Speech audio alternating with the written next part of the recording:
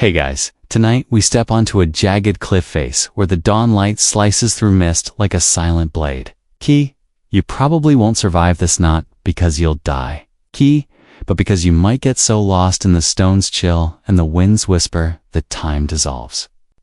So, before you get comfortable, take a moment to like the video and subscribe, but only if you genuinely enjoy what I do here. Drop a quick comment with your location and local time so we can feel this moment together. Now, dim the lights, maybe. Turn on a fan for that soft background hum. And let's ease into tonight's journey together. You trudge up a nearly vertical path toward Alamat, the Eagle's Nest stronghold carved into the Elborz Mountains in Persia. The fortress perches like a watchful hawk at 2,100 meters.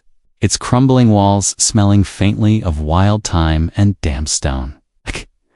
This is 1090 CE, and you're on the edge of an empire, right in the middle of a brewing sectarian storm.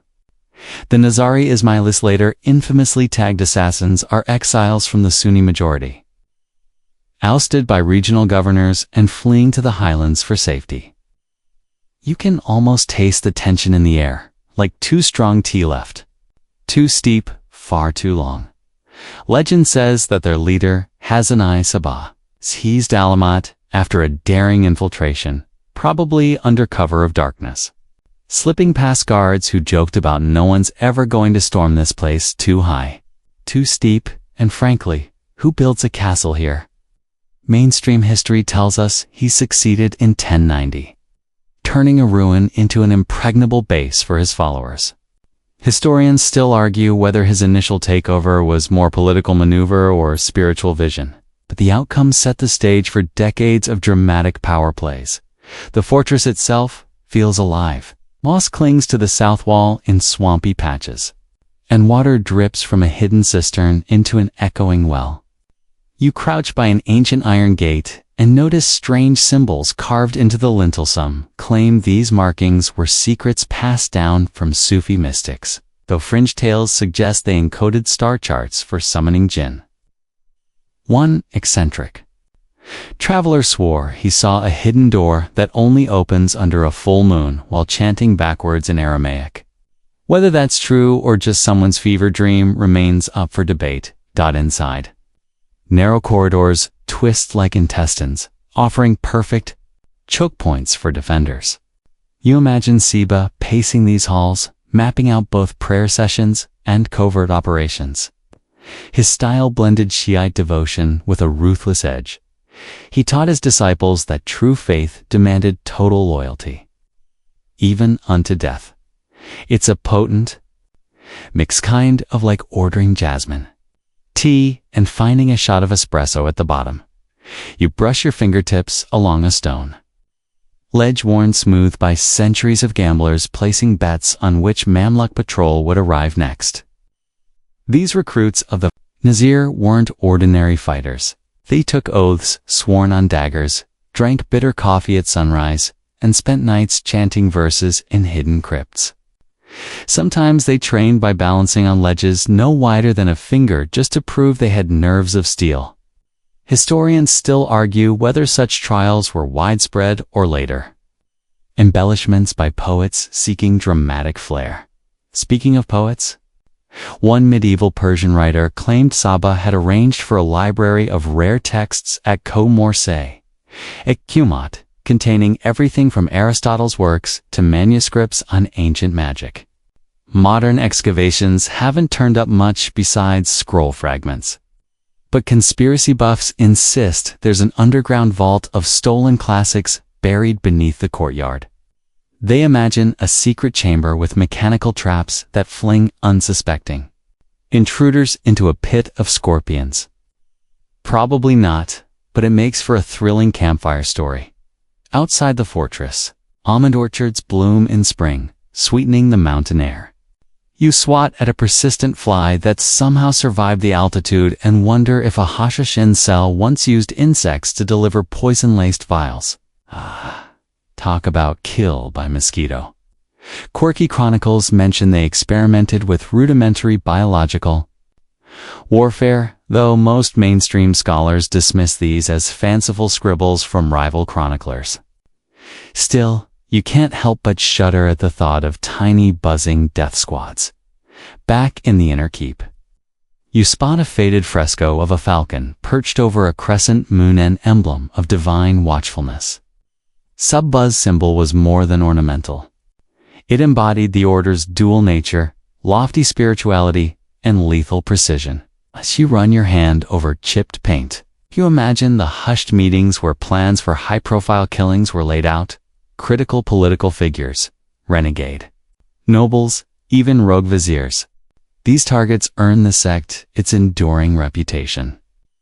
Though you'd be surprised to learn that fewer than a dozen such strikes are firmly documented. Yet the fear they inspired echoed through palace halls from Cairo to Baghdad. You lean against a battered column and close your eyes, inhaling a mix of incense brought here for rituals and the earthy scent of crushed gravel. For a moment, you almost hear chanting drifting from a hidden chamber below, devout voices intoning lines from the Quran in hushed harmony.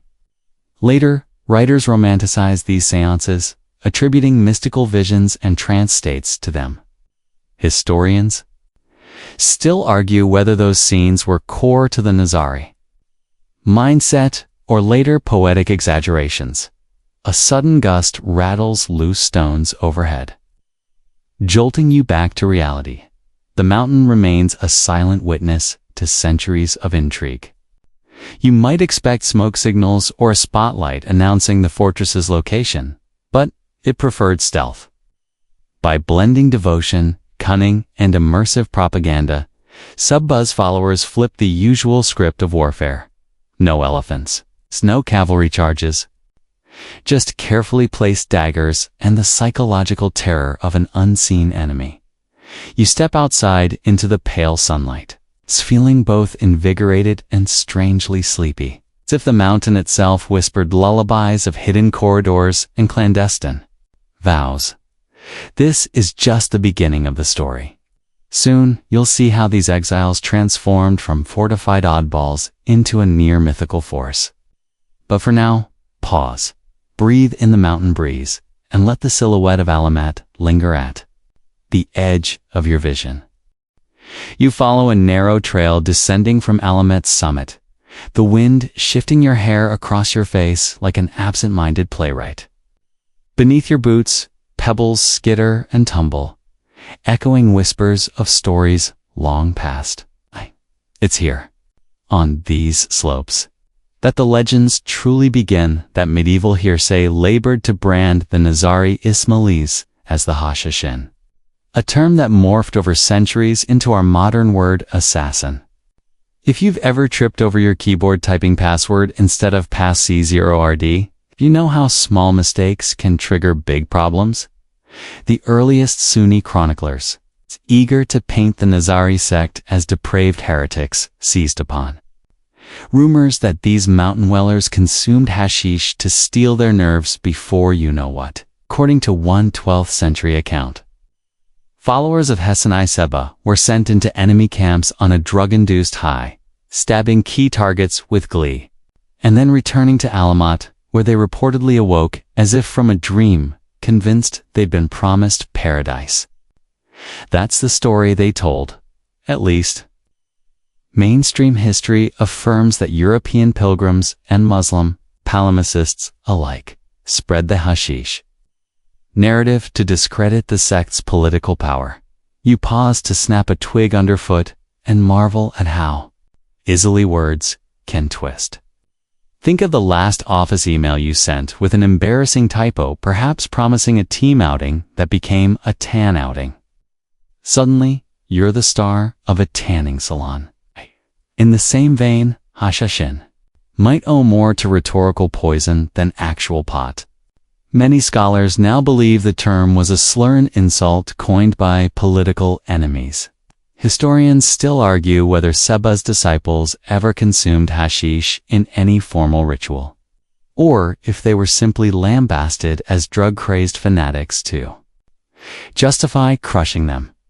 A fringe theory insists the Nizari actually baked Hashashin pastries to sustain agents on long missions. One travelogue claims a secret recipe for mountain mooncakes existed, made with goat's milk and a dash of narcotic truffle. You can almost taste the buttery crumb and imagine the subtle buzz that followed, perfect for sedating sentries, or turning the assassin into a charming dinner guest. Of course, there's zero archaeological proof of these pastries.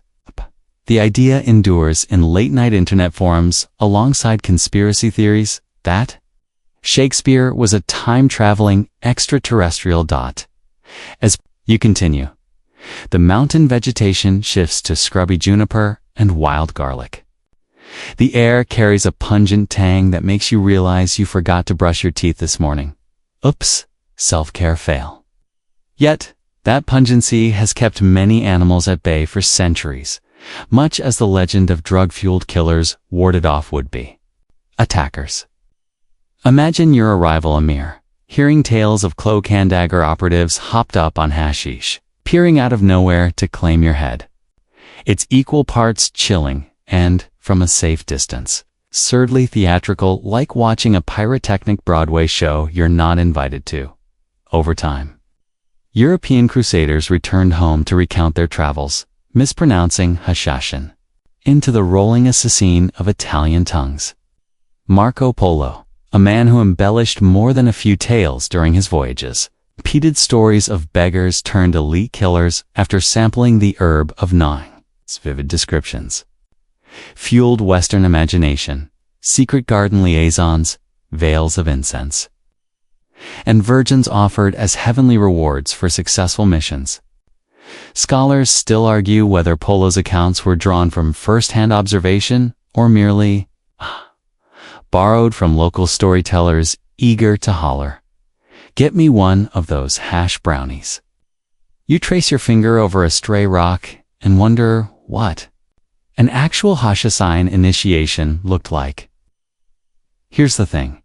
None of the Nizari manuals that survive mention compulsory drug usage. Instead, they emphasize spiritual meditation, arithmetic puzzles, and memorizing genealogies of imams. The closest you get to a stimulant in their records is a reference to strong black coffee, the bitter brew that spread across the Islamic world at roughly the same time. Some historians suspect the European coffeehouse craze might have been ignited by returning crusaders who'd grown fond of limits nightly Java fueled more by caffeine than cannabis. You can practically hear the clink of porcelain cups in medieval Cairo as scholars argued over how many sugar lumps were too many. A more playful, if improbable, rumor claims that the sect's name came not from hashish, but from ash, an old Persian word meaning secret, and that the poetic misinterpretation gave birth to the druggy myth.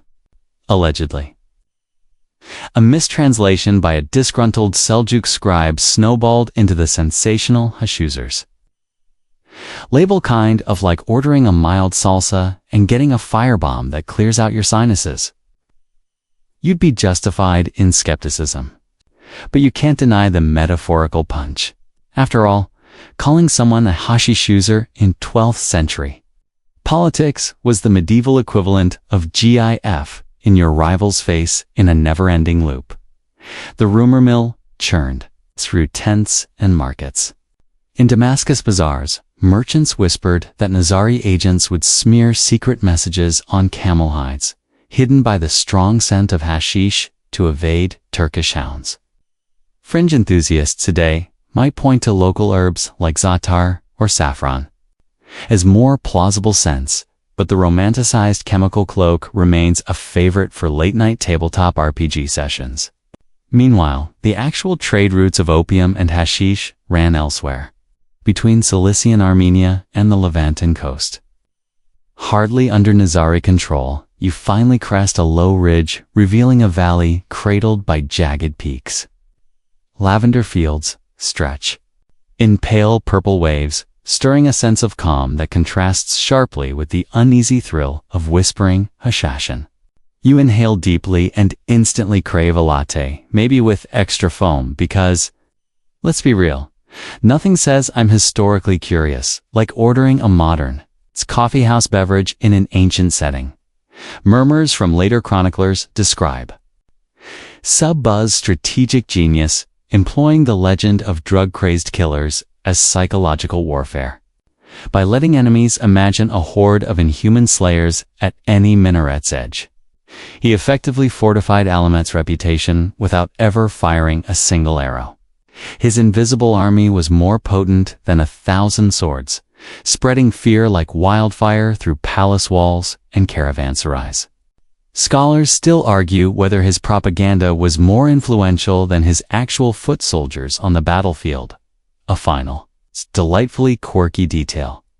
One Venetian merchant reportedly claimed to have met a disgruntled former assassin who complained bitterly that his comrades drank far too much coffee.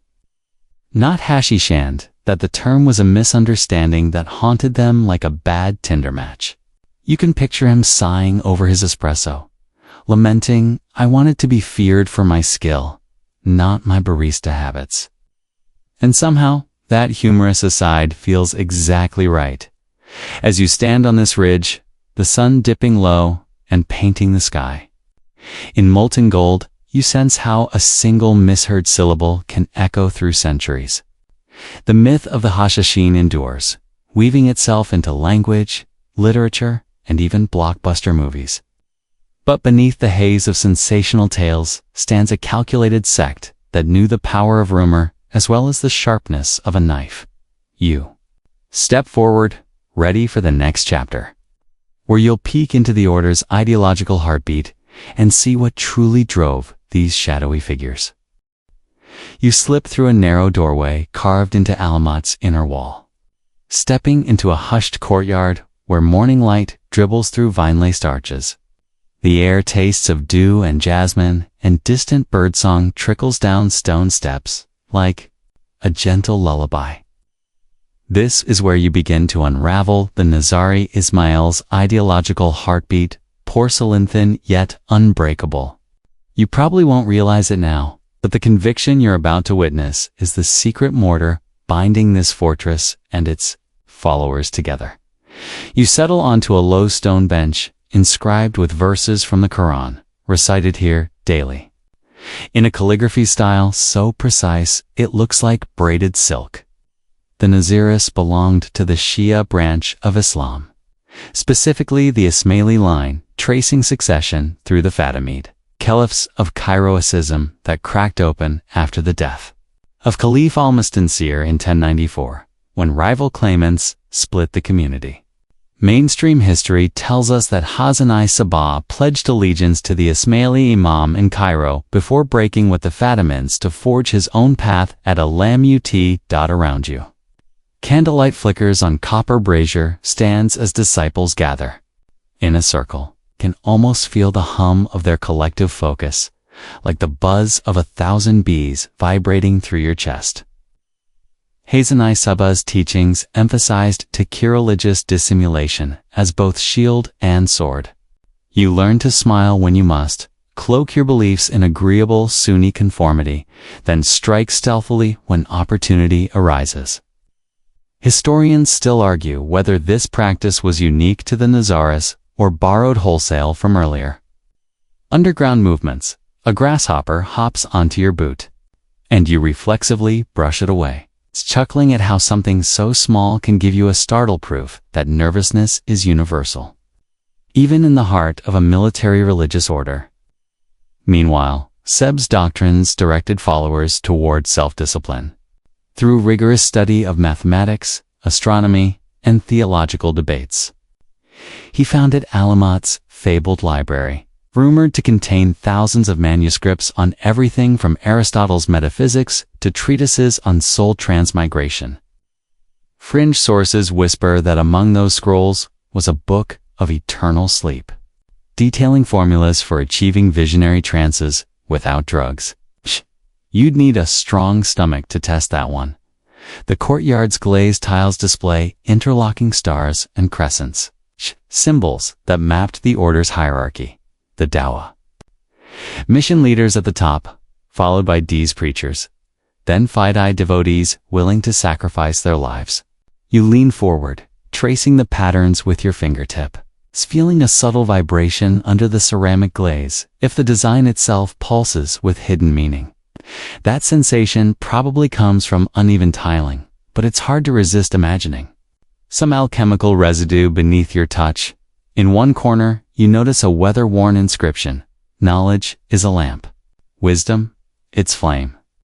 Morning light catches the edges of the letters, casting dancing shadows on the stone floor. The Nazaris cultivated an intense intellectual culture. They debated free will versus predestination in lounges lit by sweet-smelling reed lamps. They argued the relative merits of Greek logic and Persian poetry. Some disciples supposedly memorized entire treatises by heart, reciting them on moonlit terraces.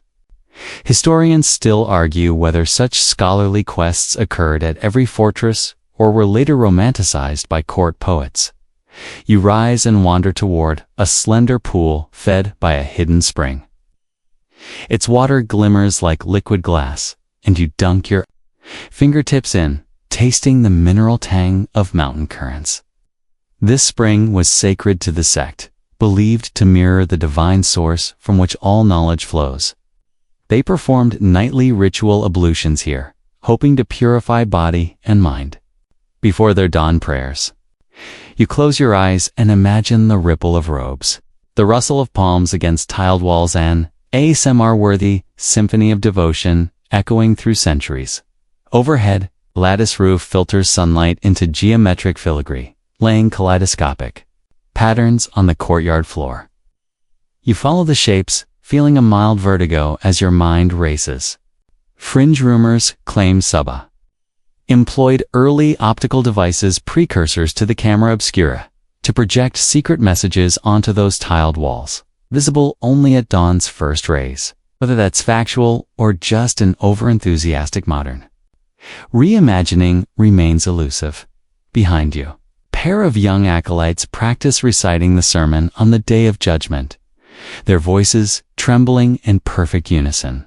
You can almost feel the hairs on your arms stand up, as though divine electricity courses through your spine. Scholar debates persist on how central apocalyptic expectation was to Nazari piety.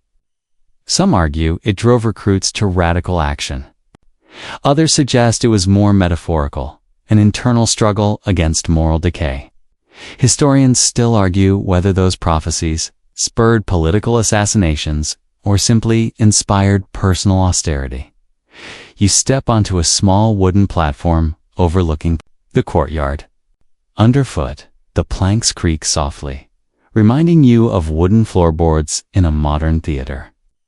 You imagine Suba himself delivering sermons from this spot, his eyes glowing with fervor as he called on followers to embrace hardship and trials in the name of divine justice. His rhetoric painted life as a winding ascent, much like the climb you made to reach. Alamut demanding unwavering loyalty and readiness to lay down one's life at a moment's notice. A stray breeze carries the scent of baked bread from a hidden oven below. You follow the aroma and find a small chamber where disciples learn to maintain their bodies alongside their souls. Mainstream records note that nutrition and physical conditioning were integral. Recruits ran uphill with weighted satchels, sparred with wooden swords, and practiced archery at sunrise. Yet a quirky commentary from a later chronicler asserts that Spa also promoted vegetarian stews infused with pomegranate seeds to sharpen the minda kind of ancient nootropic. You laugh. At the thought of a medieval salad bar, you return to the edge of the pool, watching concentric ripples spread outward. In those circles, you sense the Nazari doctrine, an inner circle of illuminated leaders rippling out through obedient foot soldiers into the shaken ranks of their enemies. This is ideological warfare, not just blades and blood. History confirms that the Nizara sent envoys to various courts: Damascus, Baghdad, even Constantinople negotiating treaties under the very noses of their adversaries. Historians still argue whether those missions were genuine diplomacy or elaborate ruses to gather intelligence as you leave the courtyard. You brush against a weathered column and a single tile falls loose, revealing a sliver of parchment beneath. On it, scribbled in fading ink, is a fragment of a poem celebrating the invisible Imam, a messianic figure believed to guide the faithful from the unseen realm. That belief fueled devotion, inspiring disciples to believe that their leader was both mortal and infused with divine light. Fringe theologians maintain that this concept blurred the lines between human and God, making every act of loyalty an act of worship. You step into a candlelit hallway lined with niches holding brass lanterns. The golden glow warms your cheeks, and you find yourself humming an echo of the recited verses you heard earlier.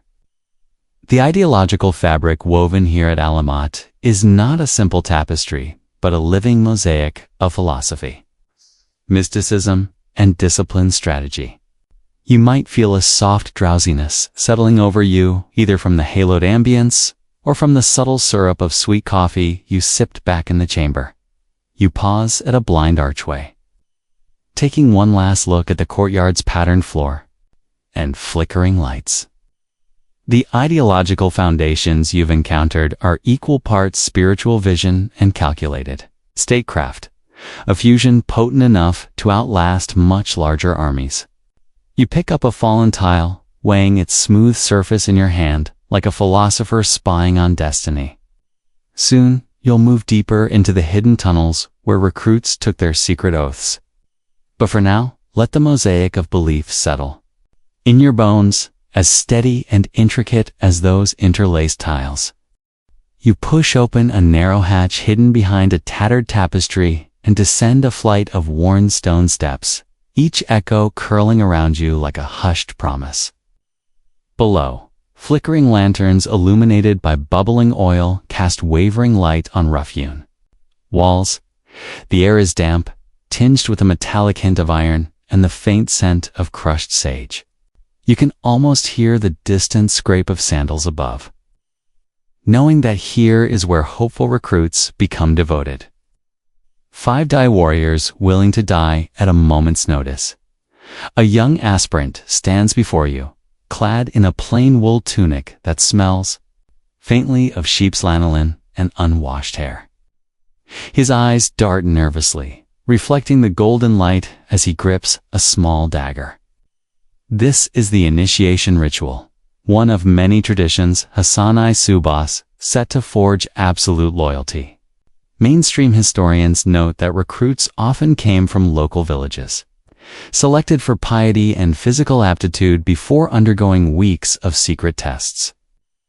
Deep within the fortress's labyrinthine passages, you watch as an elder Dia preacher-scholar, dressed in dark robes, recites verses from memory, his voice low and deliberate. Each word resonates in the cramped space as the aspirant kneels on a bed of polished river stones. The stones are smooth under your fingers as you crouch nearby, feeling their cool hardness through your trousers. Fringe accounts claim that some masons intentionally left a few jagged edges to test pain thresholds, though archaeological surveys haven't confirmed this sadistic detail. Historians still argue whether such rumors reflect real practices or were later embellishments by rival sects. A whisper passes between 2 onlookers. Apparently, some recruits were made to sleep chained in a cistern for 3 nights, surviving only on stale bread and water infused with wild thyme. You picture the tremor of mosquito wings against damp stone, the chitter of unseen rats, the weight of cold chains biting into flesh, an extreme form of asceticism designed to break ordinary men. If you've ever tried one of those weekend survival camps where you learn to start a fire with 2 sticks, you'll appreciate how medieval boot camp was a whole different beast. Above you, torches sputter as a draft snakes through narrow vents. The D holds up the dagger, its blade glinting like a shard of moonlight. He instructs the recruit to swear an oath on the instrument itself, promising undying fealty to the hidden imam and to Hazanai Sabah. The aspirant places a trembling hand on the blade's flat side, reciting an oath that weaves loyalty, secrecy, and readiness to embrace death in a single breath. This blood oath, sealed by a drop of the recruit's own lifeblood, cemented a bond arguably stronger than iron. Chains. You shift your weight on the cold ground, dust settling in your nostrils. Suddenly, the lantern light reveals faint script scrawled on the wall. Verses from the Ismaili doctrinal treatise, Rasail al-Hikmah. Scholars still argue whether these manuscripts were widely distributed or jealously guarded secrets, known only to the inner circle. The letters curve in an elegant hand. But one mischievous margin doodle depicts a stick-figure assassin holding a carrot. Sometimes these initiations included a bizarre vegetarian rite, according to one 15th century. Note, after the oath, the recruit is given a white robe tailored to his measurements, symbolic of purity and impending death. Its fabric is coarse wool, smelling faintly of tar, used to waterproof mountain tents. You run your hand over the collar and imagine it slipping over trembling shoulders, transforming fear into purpose. Fringe whispers suggest that some robes were lightly soaked in narcotic essences, jasmine or mandrake, to induce visions of paradise. No physical evidence supports this, but it's one more oddity that makes your skin prickle. Once robed, the recruit is guided into a narrow alcove, where the floor dips into a shallow pool. Water pools at ankle height, cool and murky, reflecting the lantern flames in fractured shards. Here, the aspirant bathes away any lingering hesitation, ritual purification, before embracing a fate that few outsiders ever saw. You wade in alongside him, the water sloshing quietly, and feel its chill seep into your bones. Cross-current of aroma from burning myrrh coils upward, creating a surreal sensory pause. Emerging from the pool, you and the new Fidei climb a steep ramp that leads to a vaulted chamber hung with crimson tapestries. Its ceilings arch like the hull of an inverted ship, and you step carefully to avoid loose stones. At the center, a low table holds a silver-bound Quran, an iron conure curved dagger, and a leather-bound notebook scratched with tactical diagrams. This is where the real training begins. Memorization, strategy, and discipline, in hushed tones. The Elder D presents a scroll of target profiles, names, and descriptions of political rivals who resist Nizari influence. The recruit pores over each face, imprinting details, clefts in chins, missing teeth, habits of travel. This meticulous gathering of intelligence was a hallmark of Nizari tactics, an early form of homement, if you will. Historians still argue whether the sex network rivaled contemporary spy rings in scope, but its reputation for precision was undeniable. Next, you follow the recruit into a corridor lined with wooden practice dummies draped in old coats. Their straw-stuffed torsos stare blankly as you and the aspiring assassin draw daggers and practice silent strikes. The clang of steel on wood echoes softly, broken by the occasional thud when a trainee misses and hitches a sleeve. This session hones muscle memory. Every motion economy, no wasted flourish. It reminds you of a modern CrossFit class where every burpee feels righteous. Except here, the goal is a lethal lunge. Later, you're led to a narrow balcony overlooking the valley. The wind whips cold air up the mountainside, ruffling your hair and raising goosebumps on your arms. The recruit practices balancing on a ledge barely a foot wide. One misstep, sending him sprawling onto a cushioned mat, B-Lone edition. Likely installed by later historians wanting to spare incoming guests from fracturing their ankles. Traditional accounts never mention mats, so imagine the horror. One slip, one crimson thought, and it's the end of your story. You catch your breath and taste the iron temps of adrenaline in your mouth. This mixture of physical challenge and mental conditioning forms a crucible, transforming tentative youth into disciplined warrior. To complete the trial, the recruit must deliver a report from the designated lookout post without being seen. Armed with only a blade and whispered instructions, he slips into the winding tunnels you glimpse beyond the balcony. After hours of tense silence, he emerges at dawn bloodless but triumphant. The D greets him with solemn nods as the first pale light floods the chamber. You see a glow of pride in his eyes, overshadowing any fear that once flickered there. The new Fadai kneels, hood lowered, and receives a small iron ring, a token of brotherhood. It slides onto his finger like a silent contract. Quirky legends claim that some rings contain secret compartments for tiny poison vials, though surviving artifacts usually prove unremarkable. Finally, you escort the recruit back to ward. The hatch you first entered, feeling a shared buzz of exhilaration. The trials you've witnessed doze on blades, sleepless nights in cisterns, balancing feats on dizzying heights, have stripped away every doubt from his mind. He wears certainty like armor, ready to move unseen in the world above. As you ascend the steps, fresh air floods your lungs, brushing away the damp chill of the grotto. You glance back one last time at the hidden chamber and imagine its walls groaning under centuries of whispered vows. This initiation forged bonds deeper than blood, arming disciples with unwavering devotion and unshakable calm in the face of mortal peril. Beyond these trials lies a world of alliances and betrayals, where trained Fidei slip through palace gates like ghosts. But for now, pause and let the weight of the steel oath and the cold stones settle in your bones. As persistent and sharp as the daggers these recruits now carry.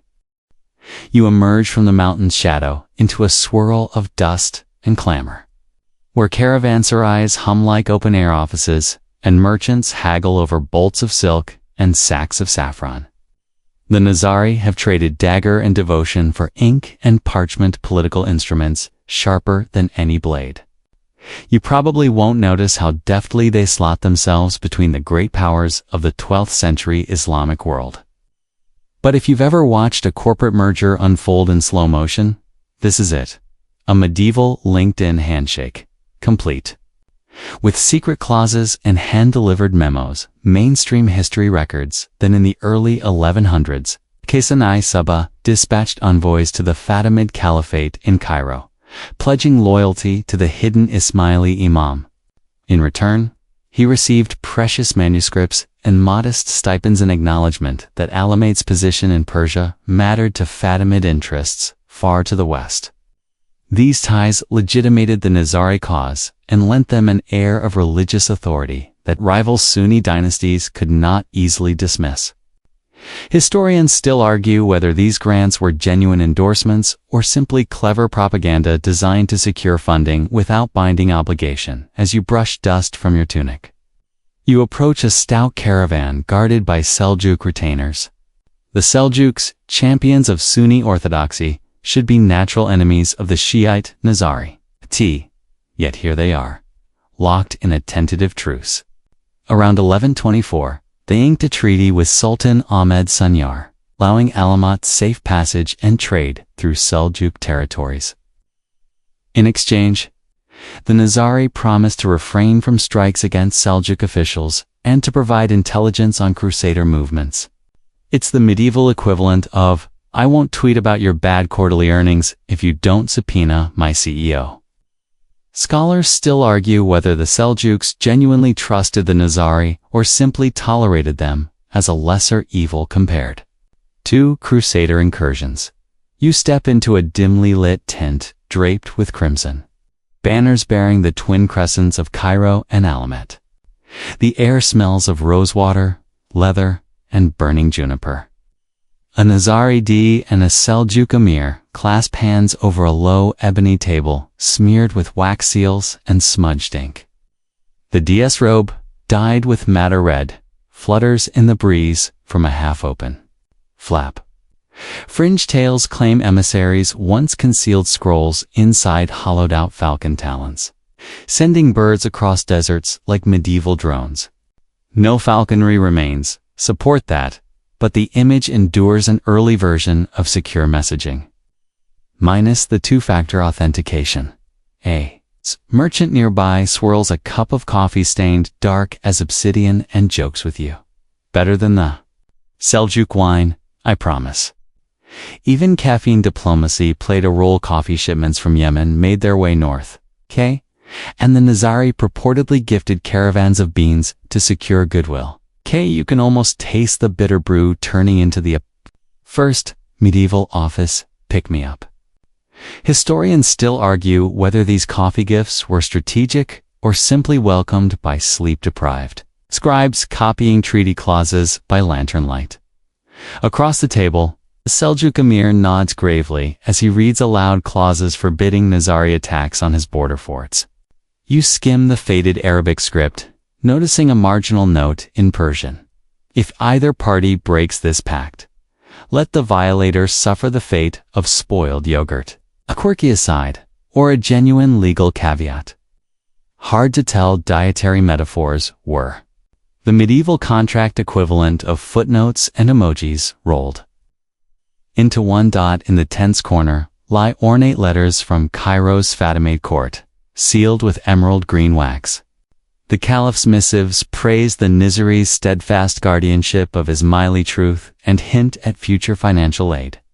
Some fringe commentators claim these letters concealed ciphers, written in saffron-inked calligraphy that only reveal their message when held to fire. Whether true or not, it adds spice to the narrative delightfully fitting for a sect famed for clandestine flair. Stepping out. You follow a narrow caravan route through a gorge, the walls towering above like silent sentinels. You pass graffiti, declaring Hashashin welcome here, scrawled sarcastically by local villagers who found safety in Alamat's shadow. You can't help but smirk endorsed terror, complete with local Yelp reviews.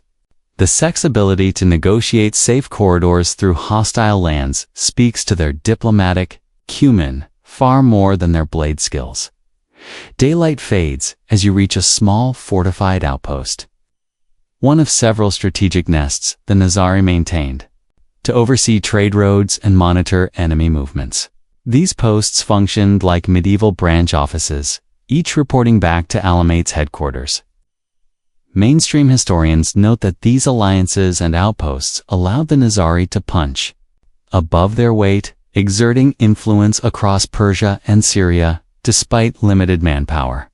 Historians still argue whether this network was coordinated by a central command or emerged organically as local leaders sought Nizari protection.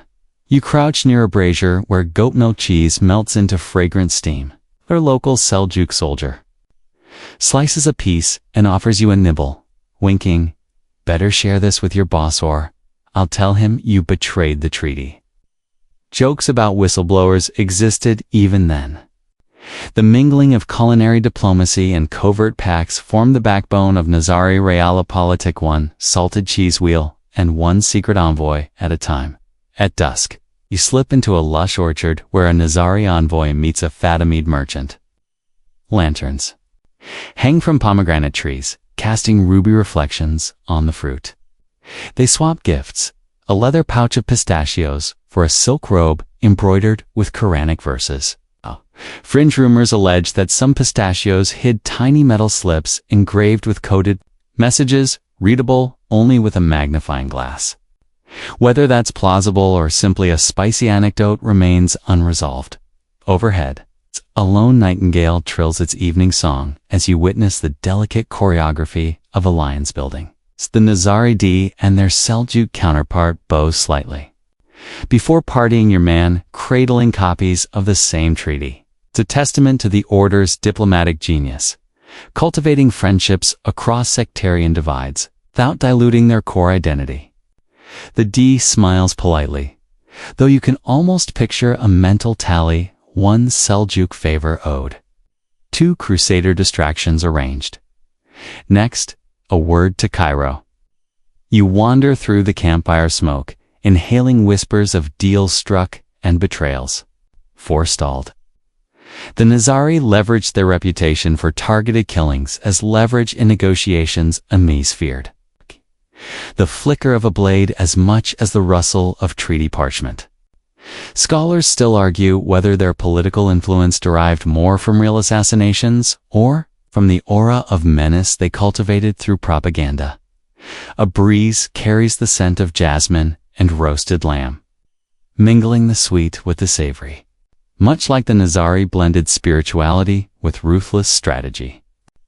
You taste the air and think of modern diplomats sipping Earl Grey in climate-controlled embassies, oblivious to the grit of mountain passes. Here, every handshake is an unspoken bargain, every letter a potential powder keg. As night fully descends. You make camp by a flickering brazier, the sky overhead a tapestry of stars. You reflect on how a relatively small sect managed to negotiate safe passage with their sworn adversaries, maintaining ties to both Fatimid and Seljuk courts. It's an intricate dance on a razor's edge, siding with one empire without alienating another. You settle on a swaying bedroll and let the crackle of flames soothe your thoughts. Tomorrow, you'll journey deeper into the Nizari world to witness their stealth tactics in action. But for now, savor this moment, the quiet after. Treaty negotiations before the next blade slides from its sheath. You wake before dawn, the brazier's embers glowing like embattled galaxies in the tense corner. The air is crisp, tasting of cold stone and distant pine smoke. A soft knock at the flap announces a D with a leather satchel slung over his shoulder. He motions for you to follow. He leads you from the campfire's dying warmth into a narrow canyon where shadows pool like spilled ink. Tonight, you'll witness the Nizar's most prized art stealth, disguise, and silent elimination. You crouch behind a boulder as the D unwraps clay tablets etched with cryptic runes and scribbled maps. Mainstream history tells us that Nizari often disguised operatives as wandering dervishes or peddlers, slipping into cities undetected to study targets before striking. You watch him draw a simple white robe, nothing flashy, and hand it to one of the Fidai. The plainness of the garment is the point. A Sufi mendicant's habit invites no scrutiny.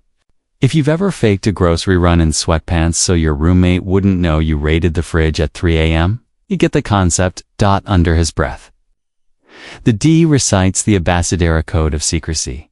Silence is heavier than iron. He helps the Fidai knot a false beard of goat hair, adjusting it so no strand betrays the real face beneath.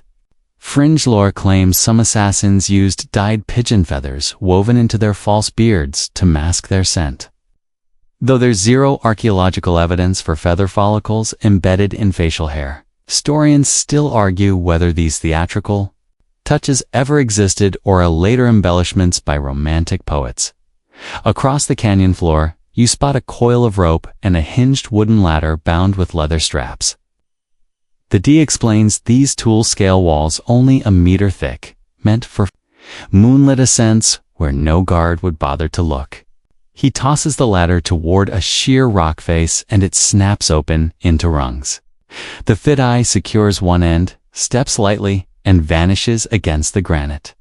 The cliff's surface absorbs his silhouette. He's as invisible as a ghost in an opera house during intermission. Scholars still argue whether such portable ladders were widely employed or belong to the realm of Spinnevel fantasy. A coded knock echoes from above, a signal that the target's sentry has changed post. You follow as the ladder descends and leads you into a courtyard lit by a single oil lamp. The night's chill mingles with the lamp's acrid smoke, making your eyes water. The Fidai pauses, shakes out his robe sleeves to reveal a slender, curved dagger, then slips forward. You hold your breath, half expecting modern cops to burst in shouting, "Everyone freeze." Instead, the courtyard remains silent, except for a lone owl's hoot, nature's perfect cover for covert operations. In the corner, a pair of doves roost in a weathered niche, according to a quirky anecdote passed down by a 15th century traveler. The Nizari once trained pigeons to carry tiny vials of toxin towards palace kitchens, one feathered assassin at a time. It sounds absurd, like a household cat plotting world domination, but the story persists. Whether the community ever truly dabbled in avian espionage is unclear. Historians still argue whether such biological gambits existed or were rumors spread by nervous courtiers. You edge closer and glimpse the target. A provincial governor known for oppressing Shiites. Ha! He leans over a brazier, warming his hands. The fiddy crouches low, breath even, footsteps softer than a whispered secret. In one fluid motion, he draws the dagger and presses it against the governor's liver. No raised voice, no struggle, just a faint exhalation as life seeps away. You blink, and he's gone. Melding back into the tapestry of darkness, the D exhales and offers you a dark date from his satchel. You pop it in your mouth. Sweetness feels incongruous next to such violence, like sending a thank you card after someone flings a pie in your face. The D nods, pleased by your steady nerves. Modern asides trickle into your mind. This is Stealth Ops 1.0. No drones. No body cams, just pure human will and ancient gadgetry. He turns to show you another trick. A small vial of violet-hued liquid, allegedly perfume, laced with a slow-acting poison. One drop on a handkerchief, and the unsuspecting hug of a passing courtier becomes lethal. Fringe commentators love this detail. Mainstream scholars see it as anecdotal embellishment. Historians still argue whether perfumed poisons were widely deployed or simply whispered about to amplify fear. Next, you witness a low-slung cart moving through the palace gate. The D explains it's loaded with sacks of grain. Smuggled inside are false bottom boxes holding a messenger's report. These documents, written in saffron ink, detail the private vulnerabilities of the court's elite. Secret heirs, hidden debts, longing for illicit herbal remedies.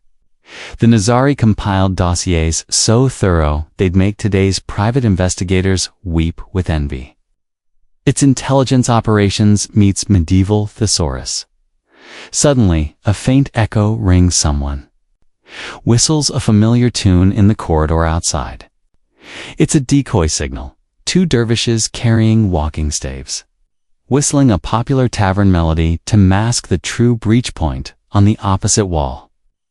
You can't help but laugh at the audacity, like using a mariachi band to distract neighborhood watch. Yet it works, and guards mill toward the sound while the true infiltration team creaks open a hidden postern gate. You're led back through winding tunnels, each archway damp and smelling of mushroom spores.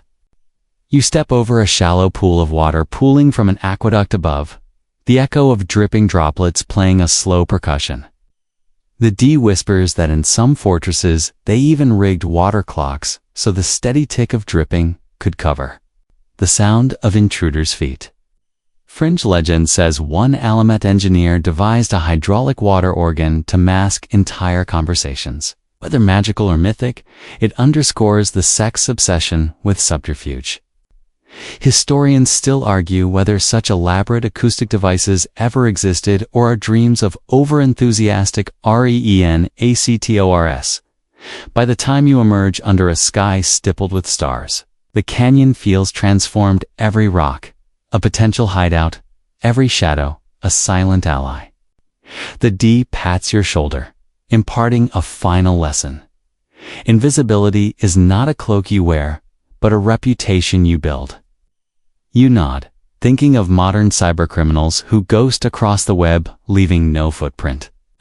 The Nizari perfected the human element, blending devotion, deception, and timing into a seamless whole. You walk back to camp, fingertips still tingling from the night's chill and adrenaline. The brazier's glow seems dimmer now, as if it risks betraying your new silent skill set. But for tonight, you tuck away these secrets and let sleep reclaim you, knowing the Order's subtle weapons are as lethal as any blade. You slip into a torchlit hall thick with incense smoke and the muted hum of a reception. Velvet drapes swallow most of the walls, and you can almost smell the mingled scents of rosewater and spiced wind, an odd luxury given the carnage about to unfold. Tonight, you'll witness the aftermath of the Nizari's most notorious strikes, those carefully chosen killings that reverberated across courts and set tongues. Wagging for centuries, your guide, a grizzled former Fidais, settles you on a low divan as he recounts the first big hit, the assassination of Nizam al-Mulk in 1092. The Seljuk vizier, arguably the most powerful administrator in the Near East, was gunned not by bullets, but by a single blow from a slender dagger as he left prayers at the great mosque of Isfahan. Mainstream history confirms that Hassan-i Seba's agent, disguised as a Qadi Islamic jurist, intercepted Nizam's palanquin and slipped through the guards with deadly precision. The vizier's death threw the Seljuk bureaucracy into chaos, and some chroniclers claimed his last words were a curse upon the order that dared to touch a kingmaker. Historians still argue whether the agent acted under direct orders from Alamat or seized the moment opportunistically to curry favor with Saba. You lean forward, cupping a silver goblet of sweet sherbet that tingles on your tongue with rose petals and mint. The guide gestures at a tapestry depicting the scene, a hooded figure thrusting a dagger through a silk curtain. Silhouette framed in lantern light. Fringe tales embellish this memory, claiming that the assassin tied the vizier's dagger to his horse's saddle afterward, whipping the animal across the desert until the blade dripped blood into Sandan early. PR stunt to underline the sect's ruthless reach. There's no archaeological proof of a blood-stained blade hung on Alamate's walls, but the story persists like a medieval meme. Next, you're led through a curtained alcove into a quieter chamber where the walls are lined with parchment scrolls.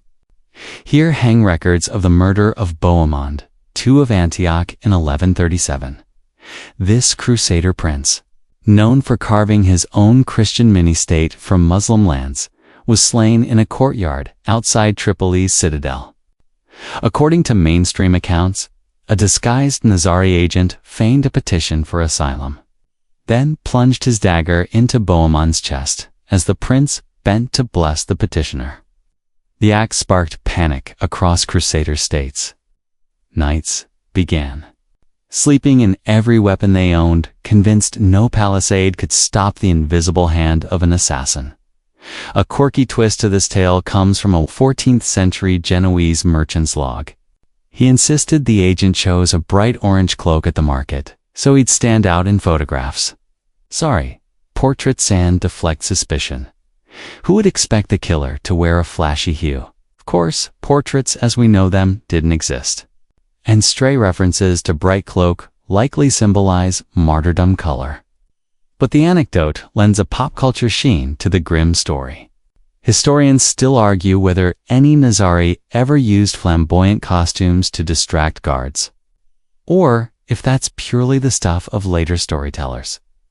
You wander past a bronze brazier, inhaling the warm, resinous aroma as the guide recounts another strike, the death of Raymond II, Count of Tripoli.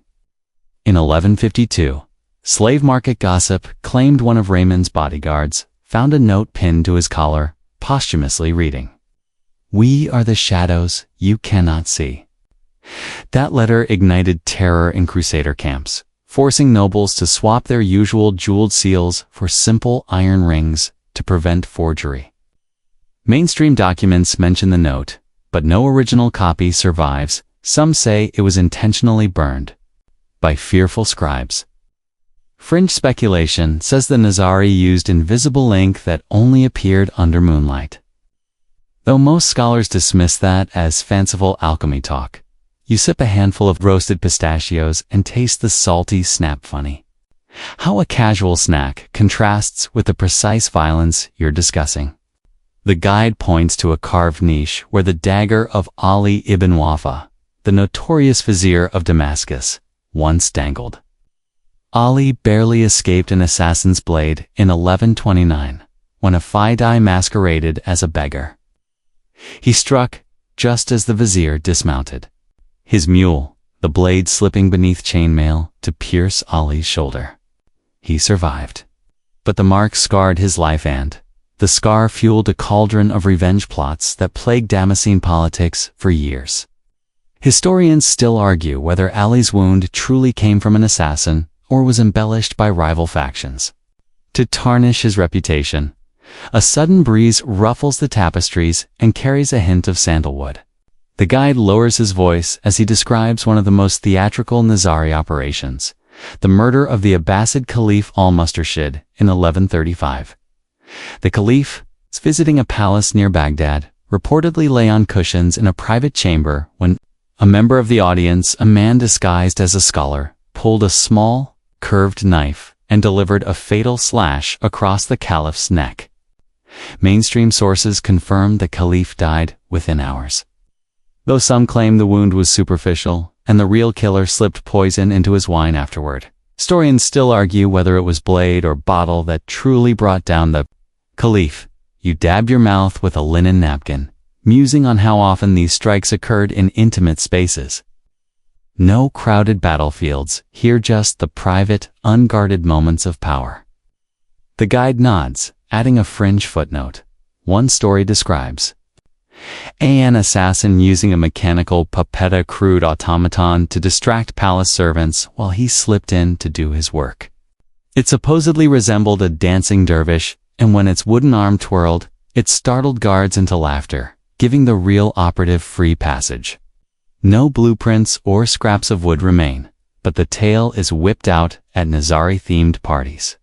For its sheer theatricality, you shift your weight as he tells you about a less successful attempt, the failed strike on Baldwin III of Jerusalem in 1157. The agent managed to slash the king's cloak, but missed his target, grazing only a sleeve.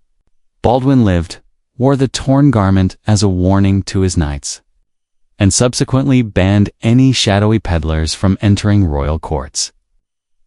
Mainstream chronicles mention the event in passing, but most of what we know comes from Crusader scribes who love to detail every scar and wound.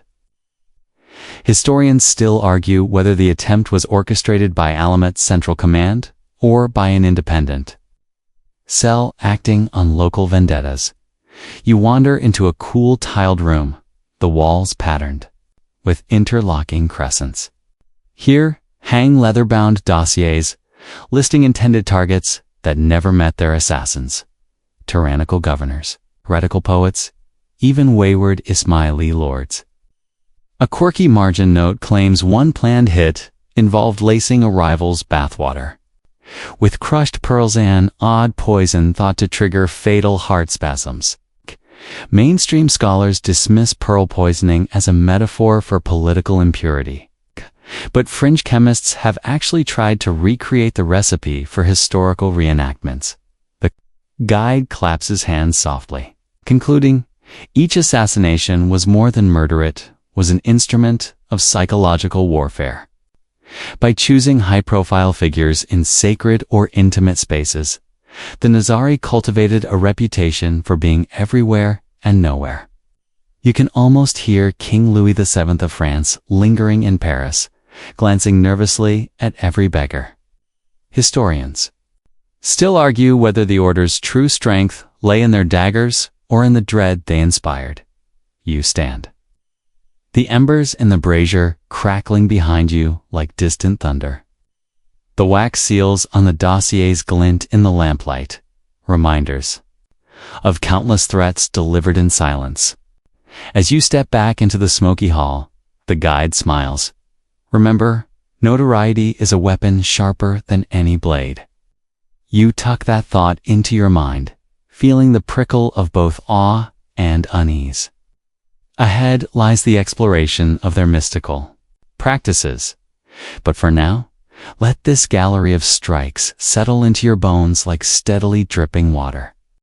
You push open a carved cedar door hidden behind a curtain of hanging reeds and step into a warm, torchlit chamber whose walls shimmer with inlaid mother of pearl. The air tastes of thick, incensant wood, frankincense, and something darker, like spiced honey gone slightly rancid.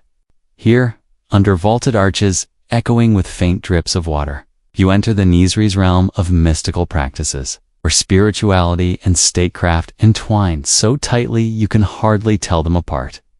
You find yourself on a velvet cushion at the edge of a circular dais, its rim inscribed with Quranic verses recited nightly to induce focus and inner calm. Mainstream history notes that Hassan I-Sabah incorporated elements of Sufi, Dikka, repetitive chanting, and breath control into his disciple training, believing that rhythmic invocation could steel the mind for deadly missions. The D's led sessions where dozens of faithful circled a low brazier, murmuring God's names in unison, the sound pooling in your chest like a tidal wave of devotion. Historians still argue whether these sessions were purely devotional or tailored specifically to conquer fear before an assassination mission. You lean back and inhale, letting the smoky haze curl into your nostrils. Fringe tales insist that, hidden beneath this dais, Sabah built a chamber of visions where recruits inhaled vapors distilled from mandrake root and poppy husks. According to one eccentric traveler's journal, initiates donned blindfolds and spun slowly until they collapsed into trance states, convinced they beheld the gates of paradise. You almost giggle at the image, like a rotary clothes dryer for your brain. But you can't deny how seductive that promise of heavenly reward must have been, amid the chants. You feel your heartbeat slow, matching the measured flicker of torch. Flames dancing across the vaulted ceiling. Slender D in white robes strides to the center, lifting a copper censer that releases tendrils of violet smoke. He pauses, eyes closed, then begins a melodic recitation of Ismaili poetry lines, praising the hidden Imam as a guiding light. The words ripple through you like cool water. And for a moment you wonder if you're floating on a cloud-swathed mountain lake rather than standing in a stone fortress. A stray breeze slips through a lattice window, carrying the scent of night-blooming jasmine from the orchard just beyond these walls. You recall how earlier you saw tiles etched with interlocking crescents, and now those same symbols seem to pulse with unseen energy. Fringe commentators have claimed these tiles absorbed holy light during the day and released it in faint luminescence at night, creating an otherworldly glow that enhanced the mystical atmosphere. No trace of phosphorescence survives, but the rumor persists in ASMR circles as the original mood lighting. The D lowers his voice and motions you closer to a small alcove where an ornate basin holds perfumed water. The liquid shimmers with fragments of crushed pearls and rose petals. Mainstream sources confirm that the Nizari valued ritual, purification ablutions before prayer, but whispered that this particular basin contained saffron-infused water believed to heighten spiritual receptivity. Historians still argue whether saffron baths were widespread or limited to high-ranking leaders in Alamate's inner sanctum. You dip a fingertip in the basin and taste a hint of saffron's bitter sweetness. Almost instantly, your senses sharpen. The crackle of torches, the rustle of robes, the faint hum of reciters echoing in hidden corridors. It's as if the world just leveled up in resolution. A light joke crosses your mind. You half expect to see a loading bar indicating consciousness 57%. Loading enlightenment. Nearby, a group of disciples sits in lotus posture on braided straw mats, their eyes hooded in concentration. Above them, A domed skylight filters moonlight into a single silver column, illuminating a brass mirror perched on a stand.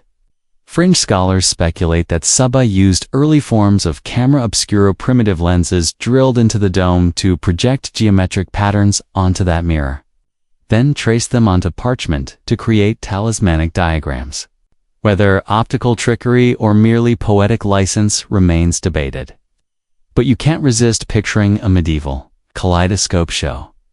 The lead D places a hand on the mirror's rim, recites a verse about the soul's ascent through 7 celestial spheres. You feel a soft vertigo, as though you're rising through misty realms above the fortress. Mainstream accounts mention that Nezari teachings emphasize the concept of the perfect human, mystic who harmonized intellect, spirit, and martial skill, a blueprint for the ideal fidei. Historians still argue whether this model was a genuine spiritual goal or a constructed myth to motivate recruits. Your eyes drift to a gilded chest on a low stand. The D opens it to reveal rows of tiny bottles filled with colored sands, minerals, and pulverized herbs, an alchemist's array. Fringe stories claim that some of these mixtures, when combined, emitted psychoactive smoke capable of inducing lucid visions.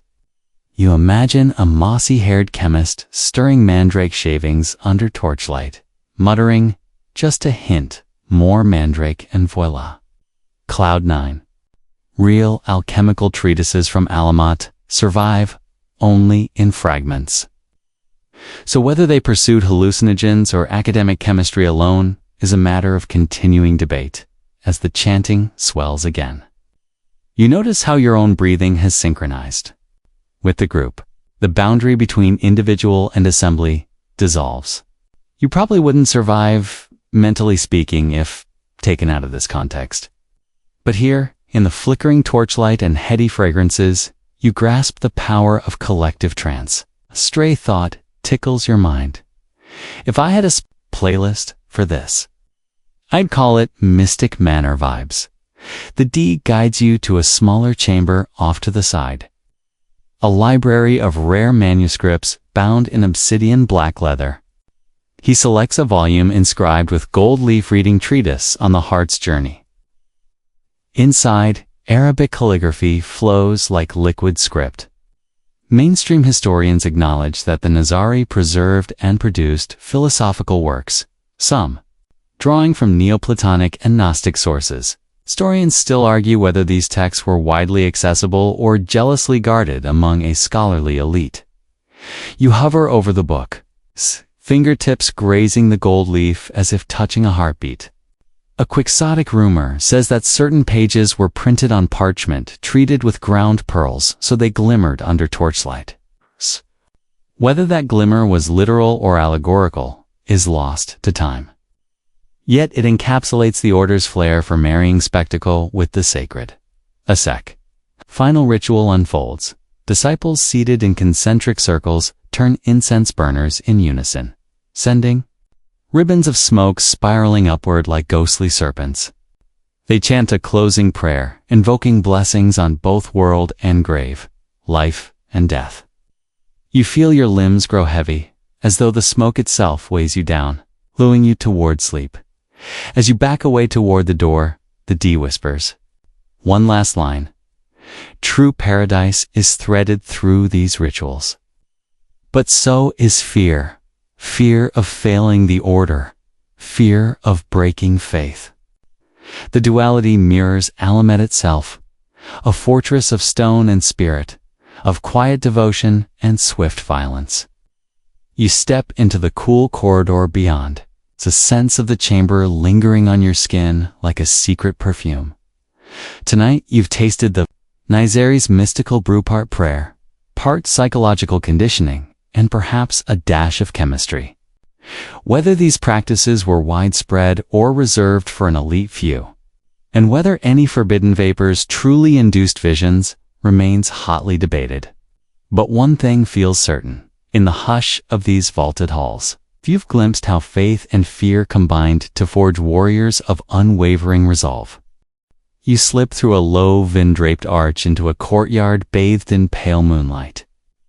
Cool stone underfoot hums against your sandals like a deep bass note. Soft laughter drifts from a nearby pavilion where you find a circle of women draped in midnight blue veils, their outlines flickering in lantern glow. This is where the Nazari sisters gather the hidden network of female prodivs who move through palaces and markets with deadly discretion. You step closer, sensing the sweet spice of rosewater mingling with a tang of tobacco from their hookahs. The women's voices rise in quiet conversation, measuring camels' arrival times, noting a prince's favorite poetry, and slipping notes beneath silk handkerchiefs.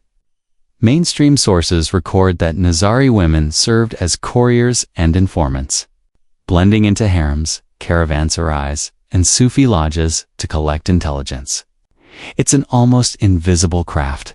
A glance, a whispered line, a folded paper pinned inside an embroidered cuff.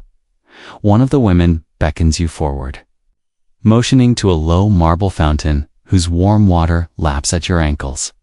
She places a hand on your shoulder. It's cool beneath velvet sleeves and recites a short poem praising modesty and strength. You taste mint in the air and feel the fountain's spray on your cheek. Fringe accounts suggest some sisters masked secret poison vials inside ornate cosmetic jars, using saffron and kohl for both beauty and business. No shards of kohl sticks have surfaced to confirm the legend, but the image of a dagger hidden in eyeliner is compelling enough to keep cocktail conversations lively. They share a laugh. It's soft, like wind chimes on a still night, about a recent mission where a sister in Aleppo distracted a wealthy merchant by offering him a rare perfume. While he inhaled the jasmine blend, she slipped her dagger beneath his cloak. Jokes passed among them.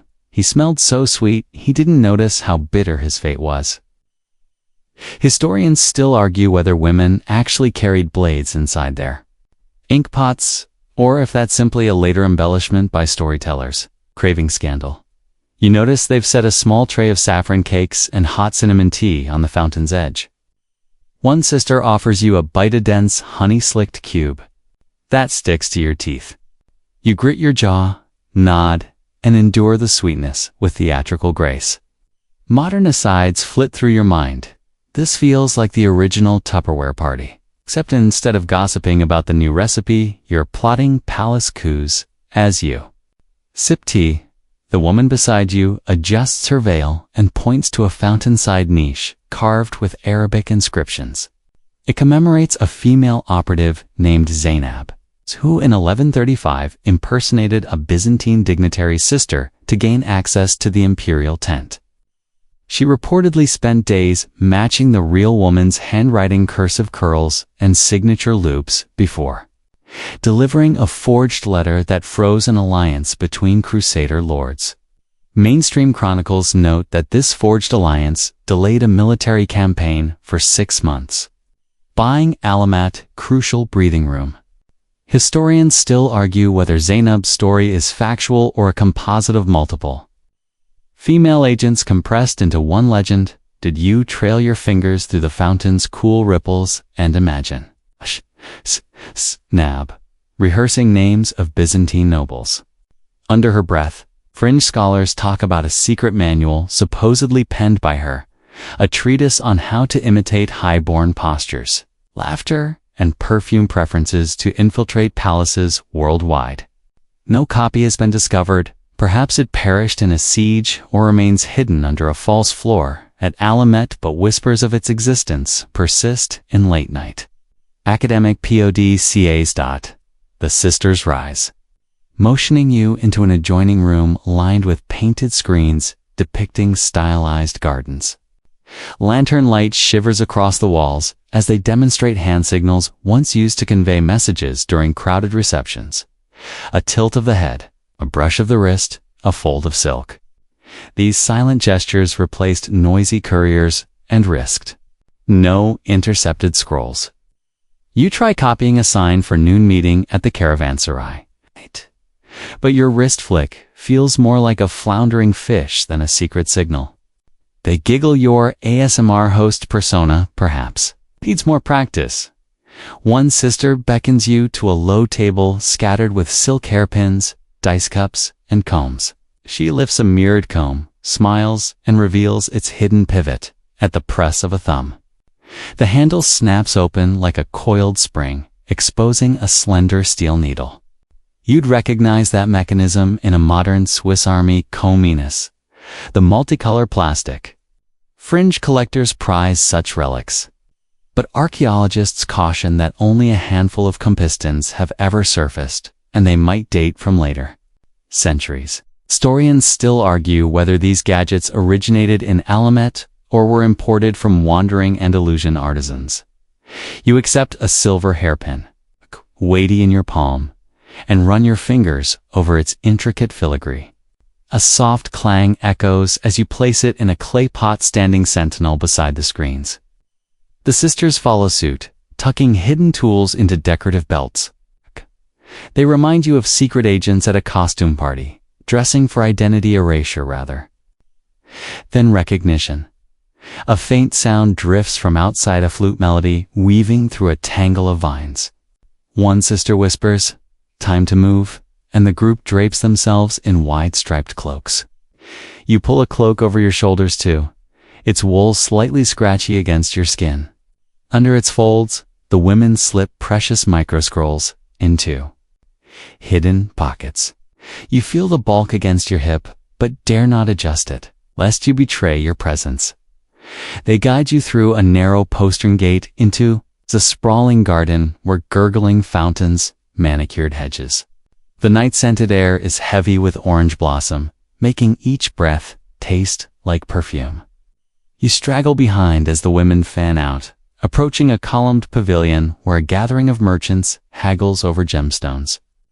Without hesitation, the sister closest to you engages in light chit-chat, joking about exchange rates and the latest fashion in damask. While the merchants laugh, the other sisters glide in silence, slipping scrolls between woven baskets of apricots. Moments later, the sisters regroup near a shadowed fountain and share a conspiratorial grin. Mission complete. You feel a rush of exhilaration, much like catching the last metro home after a late meeting only here. Your report could alter the balance of empires. A woman brushes a strand of hair behind your ear, her touch cool and reassuring. You realize this network of female spies was more than auxiliary. They formed the Order's eyes and ears, turning femininity into a weapon as sharp as any dagger. As you retrace your steps through lantern-lit corridors, the scent of jasmine and tobacco lingers on your skin like a secret signature. You glimpse the fountain's moonlit reflection one last time and appreciate the sisters' gift. These women moved unseen in a world that prized their silence. Historians still argue whether their contributions were formally acknowledged in Nizari records, or deliberately kept off the books to protect them more than order. You return to the vine-draped courtyard, feeling both awed and humbled. The sisters vanish through a hidden exit as dawn's first light brushes the horizon. You lean against a marble pillar, tasting the sweetness of saffron cakes on your tongue and marveling at the covert ballet you've witnessed. Tomorrow, you'll join the Crusaders' Chronicles and see how European eyes perceive these enigmatic figures. But for now, let the memory of midnight whispers and hidden combs swirl in your dreams. You cross from the moonlit gardens of Alamat into a dusty mountain pass where the road slopes down toward the Crusader kingdom of Jerusalem. The air feels heavier, hear peppery smoke from campfires, the acrid temps of roasting lamb, and under it all, a whisper of fear that traces back to whispers of Assocene. You slip past tents of armored knights whose chainmail rattles like anxious teeth. And you probably won't believe how much these Western warriors revered and dreaded the Nizari. As you approach a wooden stockade, you hear the clipped, old French of a guard discussing the latest news. He repeats a tale from an envoy in Tyre. A bearded man in white robes slipped into the prince's tent, avenged a fallen comrade, and vanished before dawn. Mainstream chronicles by William of Tyre record this 1124 incident, labeling the sect as Suzine and noting that no fortress or tethered guard seemed safe from their blades. His account spread through Europe, sparking fear that a silent, unseen hand could strike anywhere, be it in the Holy Sepulchre or the Duke's own chambers. Historians still argue whether William's narrative was first-hand or borrowed from Muslim informants eager to embellish. You duck beneath a banner painted with a red cross and enter a courtyard where a French knight, his helmet under one arm, buys pomegranate wine at a makeshift stall. He greets you in broken Persian and grumbles about a devilish weed that gave the assassin supernatural courage. This echoes the medieval rumor that the Nizari unleashed a secret herbal concoction, perhaps opium laced with mandrake, to send agents into trance-like states before their missions. Fringe stories even speak of a recipe for paradise PT, a spiced pastry that induced visions of heaven so vivid agents believed they'd truly died and returned. No laboratory tests of Alamet mooncakes exist, but the rumor endures in Gothic cookbooks. Through a low arch, you find a small chapel converted into a Crusader command post. Inside, a monk scribbles Latin letters on thick parchment by candlelight. K pauses to ink the word Hashashin in the margin, the letters curling like blade edges. You peer over his shoulder, noting the drawing of a hooded figure plunging a dagger through a lattice window. This scene reminds you of a paparazzi snapshot, medieval stunt that no camera could capture. You can almost hear the monk muttering, "If only I had Twitter, I'd trend #HiddenKillers for days." Voices drift from outside, two hospitaller sergeants comparing notes on how to guard the Grand Master. One argues that doubling sentries solves everything. The other jokes that they should hire an assassin of their own as a counter-assassin. You laugh at their banter, but you know both ideas are equally flawed. The Nizari didn't abide by siege laws or honor guards. They flourished in the cracks of protocol. Scholars still argue whether any Western mercenary ever actually trained under a Nizari's master to learn their stealth trade, or if that's purely conjecture. A breeze carries the scent of thyme and roasting kale, an odd combination you didn't know you needed. You follow it to a tent draped in crimson cloth, where a higher-ranking Crusader negotiates truce terms with a Nizari D.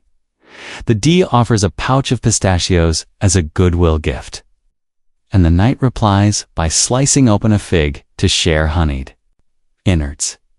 This exchange, recorded in a brief 1148 letter found in Auker's archive, shows the order's knack for combining diplomacy with subtle threats. Mainstream documents note the pistachio-packed bought piece for a season. Fringe annotators claim the nuts concealed minuscule daggers, a claim no metal detector has ever confirmed. You meander through tents of Saxon and Norman Crusaders who've posted wanted posters of Nizari leaders in their camps. Each sketch looks more like a caricature. Bushy eyebrows, elongated noses, and a red turban. The caricatures betray as much Western fantasy as they do factual likeness. Historians still argue whether these wanted posters ever existed beyond single surviving sketches, or if they were later forgeries by travel writers seeking lurid detail in a quiet alcove. You meet a Venetian trader who claims to have purchased a Nizari cloak of invisibility supposedly woven with threads of moonlight and nightshade fiber. He swears it allowed him to slip unnoticed through Alexandria's customs hall. Quirky museums in Italy display fragments of a dark wool cloak, labeling it possibly assassins. Yet textile analysts date the weave to the 14th century, long after Alamet's fall. The line between myth and artifact blurs like watercolor in the rain. You continue to Auker's bustling docks, where galleys bob like submerged beasts. Merchants shout over the calls of gulls, hawking silk, spices, and rumors. One Syrian captain leans on a crate and smirks. They say the Hashashin once hid on a ship's masthead. Waiting until the admiral leaned out to shout at his crew, then struck before he could finish his curse. You picture a white-hooded figure perched among seagulls, dagger gleaming in image so cinematic it'd make a pirate movie sequel. Scholars still argue whether the Nizari conducted maritime operations at all, given their mountain strongholds and limited naval presence. A sudden boom of a powder keg echoes from a nearby siege engine demonstration. Knights scramble as a group of crossbowmen fire into a dummy battlement. You notice their awkward, jerky movements compared to the fluid, silent efficiency you've seen from the Nizari. It's like watching someone brandish a bazooka after observing a samurai draw a katana. Impressive, but blunt. The Nizari preferred shadows and silence to open confrontation. As dusk falls, lanterns glow across the dockyard. You climb a makeshift wooden platform to address a circle of crusader officers recounting Seba's legendary promises of virgins and gardens. They snort at the promise of heavenly harem rewards, joking that heaven must be terrible if it involves forced marriages. Yet, the myth cut deep. Few knights risked ambush for cause if the afterlife offered only more conquest. Historians still argue whether these promises were ever part of Nizari recruitment or entirely the invention of propagandists. You hop down and wander to a small scriptorium where illuminated manuscripts rest open on benches. One depicts an assassin leaning from a battlement, dagger in hand, while a group of crusaders looks on in horror. The brushstrokes seem almost modern in their dynamism. You imagine the artist pausing, quill in air, sighing, if only I could color this with neon paint. You drift toward a wooden ladder leading onto a galleon's deck. A Genoese captain tips his hat and offers you a glass of spiced wine to steady the nerves before a nighttime voyage. As you sip, you recall how Crusader lords insisted on posting extra guards on their ships to forestall any seaborne knife twisters. The idea of an entire cell boarding a vessel to target a single merchant prince feels like a high-stakes hostage. Movie only, without Hollywood special effects. Finally, you stand on the gunwale as oars push you into the open sea, lanterns fading behind you. The scent of brine and pine resin fills the night air. You reflect on how European eyes transformed Nizari cunning into legend. Shadow dwellers who slipped through walls, conspirators who whispered from afar, and masters of unseen terror. Whether these Western tales capture truth or simply reflect Crusader anxieties remains a matter of debate, but the awe tinged with dread was real, echoing across the Mediterranean like the fading echo of a dagger's glint. You slip through a creaking wooden door into a dimly lit scriptorium where scrolls and codices slumber beneath dust-laden sheets. The air is thick with parchment musk, and the faintest citrus note from lemonwood torches an odd combo, like Earl Grey sprinkled with chalk. Here, you're confronted with the hard truth. Piecing together Hashashin history feels a bit like assembling IKEA furniture blindfolded. Every source has a missing screw or an extra dowel you didn't ask for. Mainstream. Historians agree that much of what we know comes from hostile Sunni chroniclers, especially Ibn al-Kalonis and al-Kashihu, viewed the Nizari as heretical upstarts, eager to discredit them with rumors of drug use and devilish rites. These accounts, written decades after key events, mix eyewitness memory with hearsay, making it tricky to sort fact from fiction. You pick up a brittle folio, noting its author ranted at length about devils in white cloaks.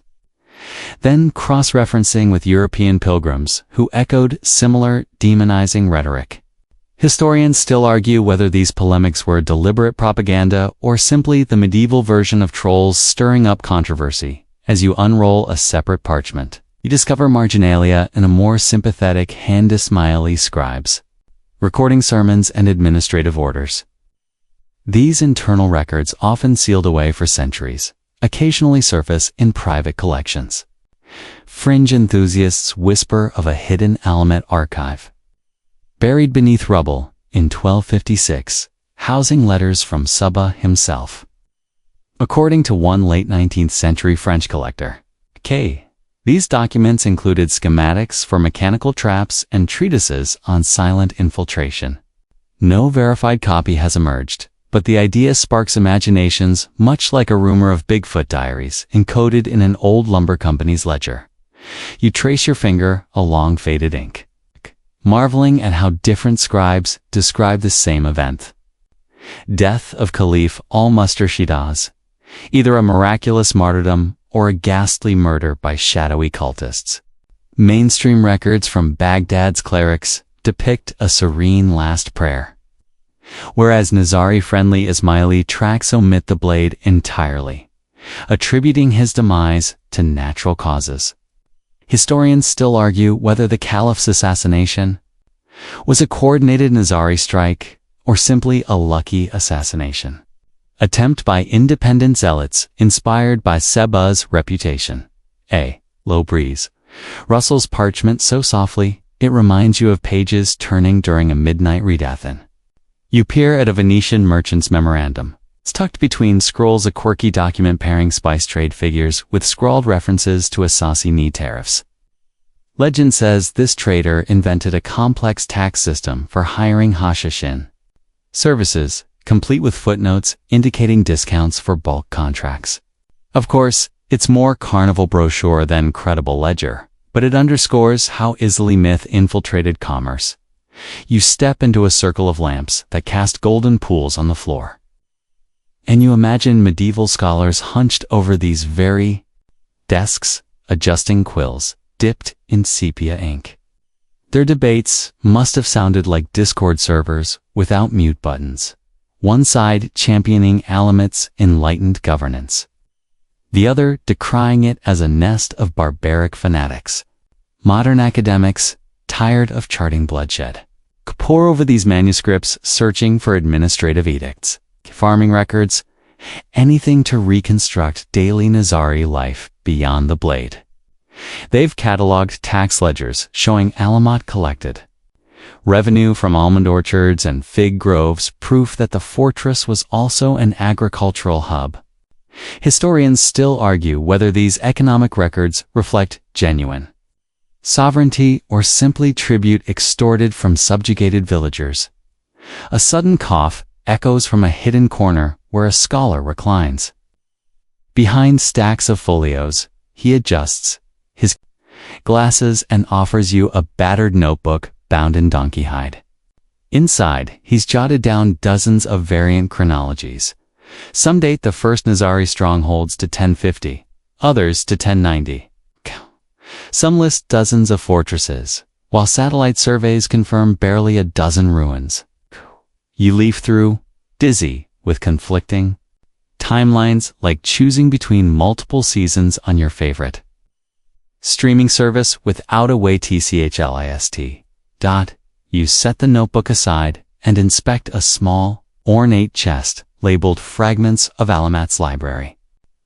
Inside are charred scroll ends, scribbled in Greek, Persian, and Arabic. Mainstream scholars take these fragments as evidence that the Nizari preserved works of Plato and Galen. Yet others suggest these items were spoils from neighboring libraries, stashed for safekeeping, not original acquisitions. Historians still argue whether Alamat's library rivaled Cairo's Fatimid collections or amounted to little more than a modest reading room. On a nearby shelf, you spot a modern-bound volume by a revisionist historian arguing the Nizari weren't killers at all, but pioneers of early intelligence, tradecraft, gentle peacemakers in a violent era. His thesis leans heavily on selective readings of Dawah letters and diplomatic missives, dismissing every Sunni accusation as fabricated slander. Fringe blogs applaud his view, but mainstream peers critique his methodology, saying he's cherry-picking sources like a biased Instagram influencer. The debate rages on in academic journals. each paper more footnoted than a Tolstoy novel. You lean against a wooden desk, breathing in the aroma of old leather and burning tallow. The very act of writing history, you realize, is an exercise in shadow play. Every text casts a silhouette shaped by author bias, survival of materials, and chance discoveries. Archaeologists digging at Maimondai's recovered pottery shards stamped with the crescent. Emblem tangible proof of Nizari presence. Yet without accompanying texts, they tell only half the tale. Historians still argue whether this site served as a depot for agents or as a civilian refuge. A sudden laugh bubbles up when you notice a modern conspiracy theory. Pamphlet tucked between medieval folios, declaring that the assassins invented secret handshakes later adapted by Masonic lodges. You imagine a secret meeting of mutton-chop gentlemen in powdered wigs, swapping lockpicks and conspiracy theories, an image so delightfully absurd it almost seems believable. No credible link exists, of course. But it highlights how the legend's tentacles stretch into every corner of popular culture. As you gather up parchments to leave, Scriptorium feels alive with silent arguments. Sunni versus Shia. European pilgrim versus local witness. Cleric versus poet. Each source offers a fragment, some reliable, some laughably fringe it together. They create a mosaic richer than any single narrative. You step back into the torchlit corridor, the citrus tallow scent fading into the musty hum of old stones. You can almost hear the echo of quills scratching out the next chronicle, the next rumor, the next debate. Whether you'll ever untangle myth from reality remains uncertain. But perhaps that's fitting. The assassins thrived in ambiguity, their greatest weapon the fear they sowed in shadows. As you exit the archive, you carry with you a new respect for the scholars still arguing over these very pages. It's paid a tribute to the Nizari's enduring mystique.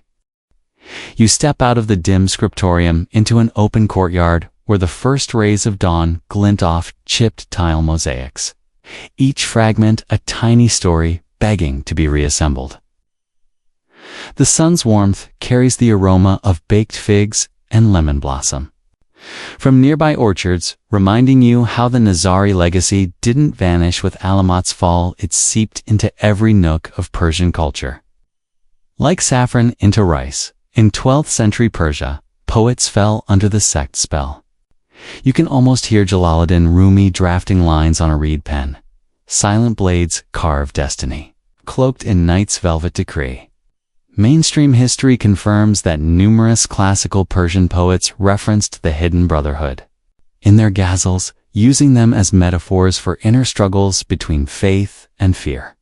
Their verses cast the assassins as mystical ascetics, wielding both dagger and devotion, giving the group almost legendary status beyond military deeds. Historians still argue whether these poetic allusions were genuine nods to the Nizari or simply borrowed symbols of mystery fashionable in courtly circles. As you wander along moss-dappled paths, you recall a quirky anecdote. 15th century storyteller Hafiz supposedly claimed he'd been taught chess by a retired assassin who used ivory pieces shaped like crescent moons and falcons. Fringe aficionados believe one of these ornate chess sets survived and now sits in a private collection in Isfahan, though museum curators scoff, pointing to stylistic mismatches and carbon dating that pegs the ivory to a later century. Yet the image endures, miniature battlefields on ebony boards, where each checkmate whispers of Alamet's silent reign. Later in the Safavid era, miniature painters captured the order in vibrant detail. You might recognize one scene. A white-cloaked figure perched atop a domed roof, dagger raised under a tapestry of stars. The brushstrokes are so precise, you swear you can hear the rustle of silk. These artworks survive in libraries from Tehran to London, offering glimpses of how the assassins transitioned from military sect to cultural icon. Historians still argue whether these depictions reflect actual garb and practices or represent artistic fantasies that conflated the Nizari with popular Sufi imagery. A gentle breeze lifts chimes hanging from an overhanging eave, their metallic tinkle echoing the whispered legends you've absorbed. You imagine how, by the 19th century, European Orientalists romanticized the sect in novels and travelogues. One Scottish novelist titled his book, The Veil of Alamat, painting Hazen-I Sabah as a mystical sage dispensing cryptic wisdom from behind bejeweled screens. His bestseller sold out in London's West End, fueling a fad for Persian carpets, shawls, and even weirder hashish-flavored macarons at high society salons. You'd laugh at the idea of hash macaroons, except that 3 years ago, someone on Instagram actually posted a recipe under hashtag Oriental Desserts Gone Wild. Fast forward to modern times, and you can't escape the order's shadow in media. You open Netflix, scroll past true crime documentaries, and there they are. Dramatized series titled Assassin's Creed Origins, where hooded vigilantes scale ziggurats with video game parkour. Mainstream fact: Ubisoft's Assassin's Creed franchise cites the Nizari as inspiration for its fictional brotherhood, using historically inspired strongholds like Masyaf in Syria. Yet the games blend fact and fantasy so fluidly you'd swear Altair ibn Lahat drank mandrake tea before leaping off minarets. Historians still argue whether the games do more good by popularizing history or more harm by breeding misconceptions. You curl your fingers around the mug of cardamom chai in your hands, inhaling its spicy sweetness as you picture a mid-battle cutscene, a digital dagger dissolving into golden particles. Fringe gamers claim that if you press a secret button combination, the in-game Alamat library unlocks hidden archives filled with sub-buzz codecs.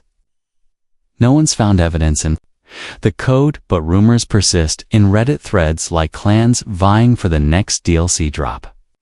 It's a virtual echo of those whispered Alamat archives you investigated earlier in the SCRIPTORIUM. Looking across the courtyard, you spot a small weathered plaque affixed to a crumbling wall. Site of Nizari quarters. A tourist snap selfies. Beneath it, some donning imitation white robes for Instagram stories. You overhear a guide reciting, "Here, the elite killers slept between missions, dreaming of paradise." Mainstream archaeology supports the existence of living quarters, matching those descriptions: 3-room cells with tiny ventilation shafts and writing niches. Yet many visitors leave convinced they'll spot a hidden panel or a ghostly figure. If they just raise their phone's night vision setting, scholars still argue whether unchecked tourism has turned Alamat's ruins into a theme park of fantasy rather than a careful preservation of memory. Your footsteps carry you to a nearby museum where cases showcase replica daggers dripping with jeweled hilts. A display label warns, "Authentic design, not original blade." You can almost hear crowdfunding pledges streaming through the gallery's speakers. It's promising restoration projects and VR tours. A quirky footnote mentions a 1970s film titled The Silk Assassin, where the hero's name is inexplicably Count d'Assassin, a Franco-Italian mashup that defies historical sense but delights cult film enthusiasts. The movie's 16mm reels occasionally surface at niche film festivals, burned to evoke grainy, dreamlike nostalgia. You step into a dim theater screening a 2005 documentary, Eagles of the Mountain, complete with dramatic reenactments and a solemn narrator. One scene claims that a modern Sufi order in Iran traces its lineage directly to Sabah's inner circle, passing down secret prayers in Kurdish tongue. Fringe researchers have actually recorded some of these devotional songs on hidden websites, complete with shaky YouTube uploads titled Original Assassin Chant number 77.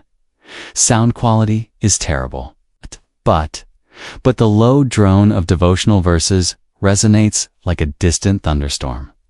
Historians still argue whether these contemporary rituals preserve genuine Nizari customs or represent syncretic adaptations blending multiple mystical traditions.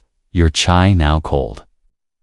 You wander through a gift shop selling t-shirts emblazoned with a stylized assassin's hood and the words, "We are Legion."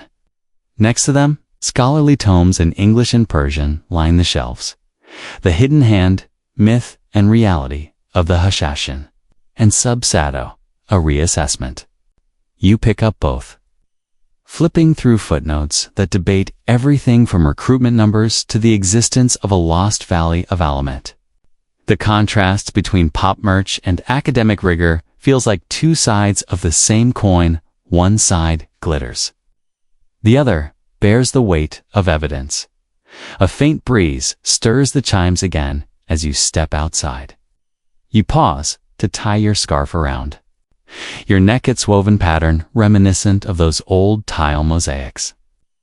In that moment, you grasp how the Nizari Ismailis transformed over centuries, from secretive mountain warriors to poetic muse, from villainous boogeymen in crusader tales to heroes in pixelated worlds. Their story demonstrates how culture can shape past memory, layering myth upon fact until they're inseparable. You lift your chin to the sun, feeling the laughter of centuries spilling around you, somewhere in the bustle of modern life, on a screen, in a poem, or whispered by a tour guide. The spirit of Alamet lives on. Whether that spirit is true to Sublaw's original vision or an ever-evolving myth remains up to endless scholarly debate and, you realize, with a grin, every new fanfiction author who types assassin in their next epic. You sink into your favorite armchair with a mug of cold brew that tastes like liquid ambition and scroll through headlines on your laptop's glossy screen. Today's menu of modern interpretations of the assassins ranges from conspiracy subreddits to high-budget docudramas, each offering a fresh spin on Alamet's legacy. You probably won't swallow everything you read, but at least you'll be entertained by the avalanche of theories that link medieval mountain gorillas to everything, from Freemasonry to UFO cover-ups. Let's start with the granddaddy of fringe claims that the Nizari birthed the Knights Templar's downfall. Pop history writers insist that in 1307 was not Philip IV's greed, but a secret Nizari cell in Paris that orchestrated Jacques de Malay's arrest. They point to a single reference in a 17th century pamphlet alleging a midnight meeting between an assassin emissary and a disgruntled French baron. Mainstream historians dismiss the story outright. There's zero evidence of any Nizari's presence in Europe after the Mongol onslaught. Historians still argue whether rival factions within Christendom colluded to stamp out both orders simultaneously. But the link to Alamet is almost certainly pure fantasy. You lean back and tap your foot as a podcast host waxes poetic about hidden Hashashin manuscripts residing in a secret Vatican vault. Fringe enthusiasts describe coded marginalia echoing Subba's own handwriting revealed only under ultraviolet light. The backdrop is dramatic. A cavernous library, rows of scrolls looming like silent judges. In reality, mainstream scholarship notes that no credible archive has surfaced such materials. Historians still argue whether any Ismaili texts survived Europe's inquisitorial purge. But most agree Vatican librarians haven't been keeping this as a hush-hush relic. Next, you open a conspiracy forum with dozens of brightly colored threads. One user claims the CIA based its entire covertops doctrine on Nizari techniques: climbing walls, silent infiltration, targeted elimination. They quote a former Mossad handler who reportedly said, "We learned everything from those white-hooded legends." Mainstream military historians confirm that modern special forces did study ancient siegecraft and espionage, but there's no documented CIA assassin school. Historians still argue whether any Nizari manuals survive to influence Renaissance spy networks, but any direct line to today's intelligence agencies lacks credible support. A quick click takes you to YouTube, where a documentary titled The Secret Files of Alamat drags you into a dim room lined with flickering candles. The narrator intones that Aleister Crowley's Thelema was shaped by buried Nizari rituals, and that Crowley's use of the term Abramelin actually hides Ab referring to Hazan-i Sabah. Fringe occultists flaunt this as proof that every major Western magical order traces back to Alamat's subterranean chambers. Mainstream occult scholars counter that Crowley never mentioned the assassins in his published works, and that linguistic leaps from Persian to 16th century English aren't supported by philological evidence. Historians still argue whether medieval Sufi elements passed into Renaissance esotericism. Tofa. Phlegma. Link feels like a chain of whispered rumors. You pause to stretch and notice the stale aroma of stale popcorn drifting from your neighbor's apartment. Proof that not all legends need historical grounding to become popular. Speaking of popular, let's talk video games. Ubisoft's Assassin's Creed franchise deserves credit for igniting mass interest in Nizari history. The games feature historically inspired locales massif, Alamet. Even the Syrian fortress of Kawarnakand weave in real names like Rashid, Adin, Sinan. The famed Old Man of the Mountain. Mainstream gaming journalists praise the series for a sparking curiosity in audiences. Educators report students hopping into libraries to check out books on medieval Islam after playing. Historians still argue whether the franchise's leaps time travel. Mystical pieces of Eden do more harm than good by blurring fact and fiction. But one thing is sure, a new generation knows the word Hashashin, even if they never touched a history textbook. Your phone buzzes with a news alert proclaiming a new Assassin's Creed ride opening at a theme park. You imagine a dangling rope bridge, virtual reality dagger duels, and a simulated plunge into a courtyard full of CGI guards.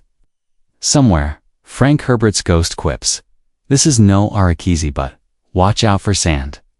You smile at the idea that Alamat's aura has warped so far that it now inspires roller coaster designers. Fringe amusement park fans claim the ride includes a secret library room with authentic Alamat artifacts smuggled from Syria. Mainstream park historians note that the props are 3D printed plastic painted to look like stone. Historians still argue whether pop culture representations trivialize the Nizari's legacy or democratize access to historical imagination. Scrolling further, you discover a niche blog claiming that the modern Ismaili community, led by the Aga Khan, maintains an unbroken chain of spiritual rites tracing back to Sabah. The post describes coded prayers, communal gatherings, and shadowy chambers, and even an annual night of the Hidden Blade Festival kept secret from outsiders. The blog author speaks reverently. "The dagger is alive in our prayers." Mainstream scholars and community spokespersons firmly deny any organized ritual resembling medieval lethal oaths. Historians still argue about the socio-political continuity of Ismaili institutions. But no evidence supports a clandestine killers festival under any Aga Khan's watch. A whimsical tweet pops up, sharing a meme. If you think your ex ghosted you, imagine being devotees of the hidden imam waiting centuries for his return. You chuckle at its cheeky sincerity. Fringe humor aside, the idea of a hidden imam remains a core Ismaili belief, one that shaped Sabah's appeal. Mainstream theologians acknowledge that Geba, the imam's occultation, serves as a spiritual anchor rather than a political call to arms. Historians still argue whether Sabah exploited this belief to cement authority or sincerely preached it as core doctrine. But the concept itself lives on in modern theology more than in murder manuals. You bookmark a popular conspiracy video. arguing that Freemasonry's square and compass emblem masks a stylized representation of Alamet's geometric tile patterns. The screen zooms into a lodge's floor, designed sure enough. There's a suspicious, 8-pointed star. Fringe Masonic blogs swoon. The founders hid Nizari symbols beneath our feet. Mainstream Masonic scholars laugh this off, pointing out that star patterns are common in Islamic art and in European heraldry long before Sabah's time. Historians still argue about the cross-cultural influences in Renaissance design. But the Masonic assassin connection is nothing more than Moa. Noa Mora. Noa ki, no. I'm thinking of you and no. And can't wait to see you and no, my soyo. Emoas or Sena. Moa, Noa Sua. Sua, Noa. Moa, no mora. No Sua. No Sua. No Sua. No Sua. No Sua. You said, I Sua, no Sua. Noa, no I. No. No Sua, I see. Moa, no Sua. I see, we see, in Sali na awa, by no unsana I so I see, I can you I, we see I so I see I, you to see I, to you sick I, you so I say I, you I got I sick I, and I this and I kiss that me a hyperlinked chain of wishful thinking. You lean forward, setting your mug down with a gentle clink that echoes in the quiet room. After sifting through conspiracy lore, you realize that the assassin's true modern legacy lies in the human appetite for mystery. Their tactics, beliefs, and myths offer a perfect canvas for projecting everything from romantic mysticism to paranoid fantasies. You close your laptop and inhale a deep breath of the evening air, tasting the last wisps of your cold brew bitter. It's invigorating and utterly your own. Whether you'll ever trace a direct line from Alamet's inner sanctum to today's secret societies remains dubious. Yet the debates persist, drawing scholars, gamers, mystics, arcane midlords into a shared orbit around one of history's most enigmatic sects. Historians still argue whether these modern myths eclipse actual medieval accomplishments or spur renewed interest in serious study. But one thing is certain: in a world starved for secret narratives, the assassin's legend will never truly die, will merely don new robes and reappear in the next midnight chat room. You find yourself wandering through the crumbling stones of Alamet's outer walls as the sun dips low, casting long shadows that seem to retract like a folding map. The air smells of dust and charred timber, a scent you learn to associate with endings in 1256. The Mongol army under Hulagu Khan marched south from Azerbaijan and laid siege to Alamat, using overwhelming force and scorched earth tactics to topple the fortress's famed towers. Mainstream history records that after a short but brutal campaign, the Nizari stronghold surrendered under a promise of clemency, only to see much of its library burned and its leadership scattered. You blink at a pile of shattered pottery and half-melted bronze vessels, relics of the hasty evacuation. A lonely goat bleats somewhere beyond the breach in the ramparts, as if mourning the sect's former glory. Rumor has it that some Nizari scholars loaded precious manuscripts onto mule trains bound for hidden refuges in the Alborz foothills, while others are said to have slipped away to remote valleys in Oman. Historians still argue whether these peripheral communities maintained true doctrinal continuity with Alamat, or simply adopted its mystique to bolster local power. The fortress's interior feels hollow now. It's like a once busy office left abandoned. Over a long weekend, you step over a broken column inscribed with a crescent-hand dagger emblem and imagine the final meetings held here, leaders debating whether to flee, resist, or negotiate. If you've ever watched the final minutes of a playoff game go into overtime, you know the mix of adrenaline and exhaustion they must have felt. Fringe tales claim that on the eve of surrender, a secret group of Fidei stayed behind, setting Alamat ablaze from within and perishing in a final blaze of martyrdom. No charred bones or scorched skeletons have been found to confirm this dramatic finale. But the legend persists, like a ghost story whispered around campfires. You crouch by a narrow slit window, the wind whistling through it like a mournful flute. Beyond, the Mongol encampment sprawls across the valley in neat rows of felt tents. The invaders packed down the orchard groves with cavalry drills, turning sweet almond trees into firewood. After Alamat fell, Mongol chroniclers wrote that they found no great treasure, only scrolls and books, which they burned eagerly, fearing hidden curses and magical traps. Mainstream sources confirm the destruction of thousands of manuscripts. Many irreplaceable works on science, philosophy, and mysticism. As dusk descends, you follow a dusty path leading from Alamat to the lower hills, where you come upon a small stone shrine built by refugees. Incense smoke curls from its bronze incense burner, mingling with wood smoke from hearth fires.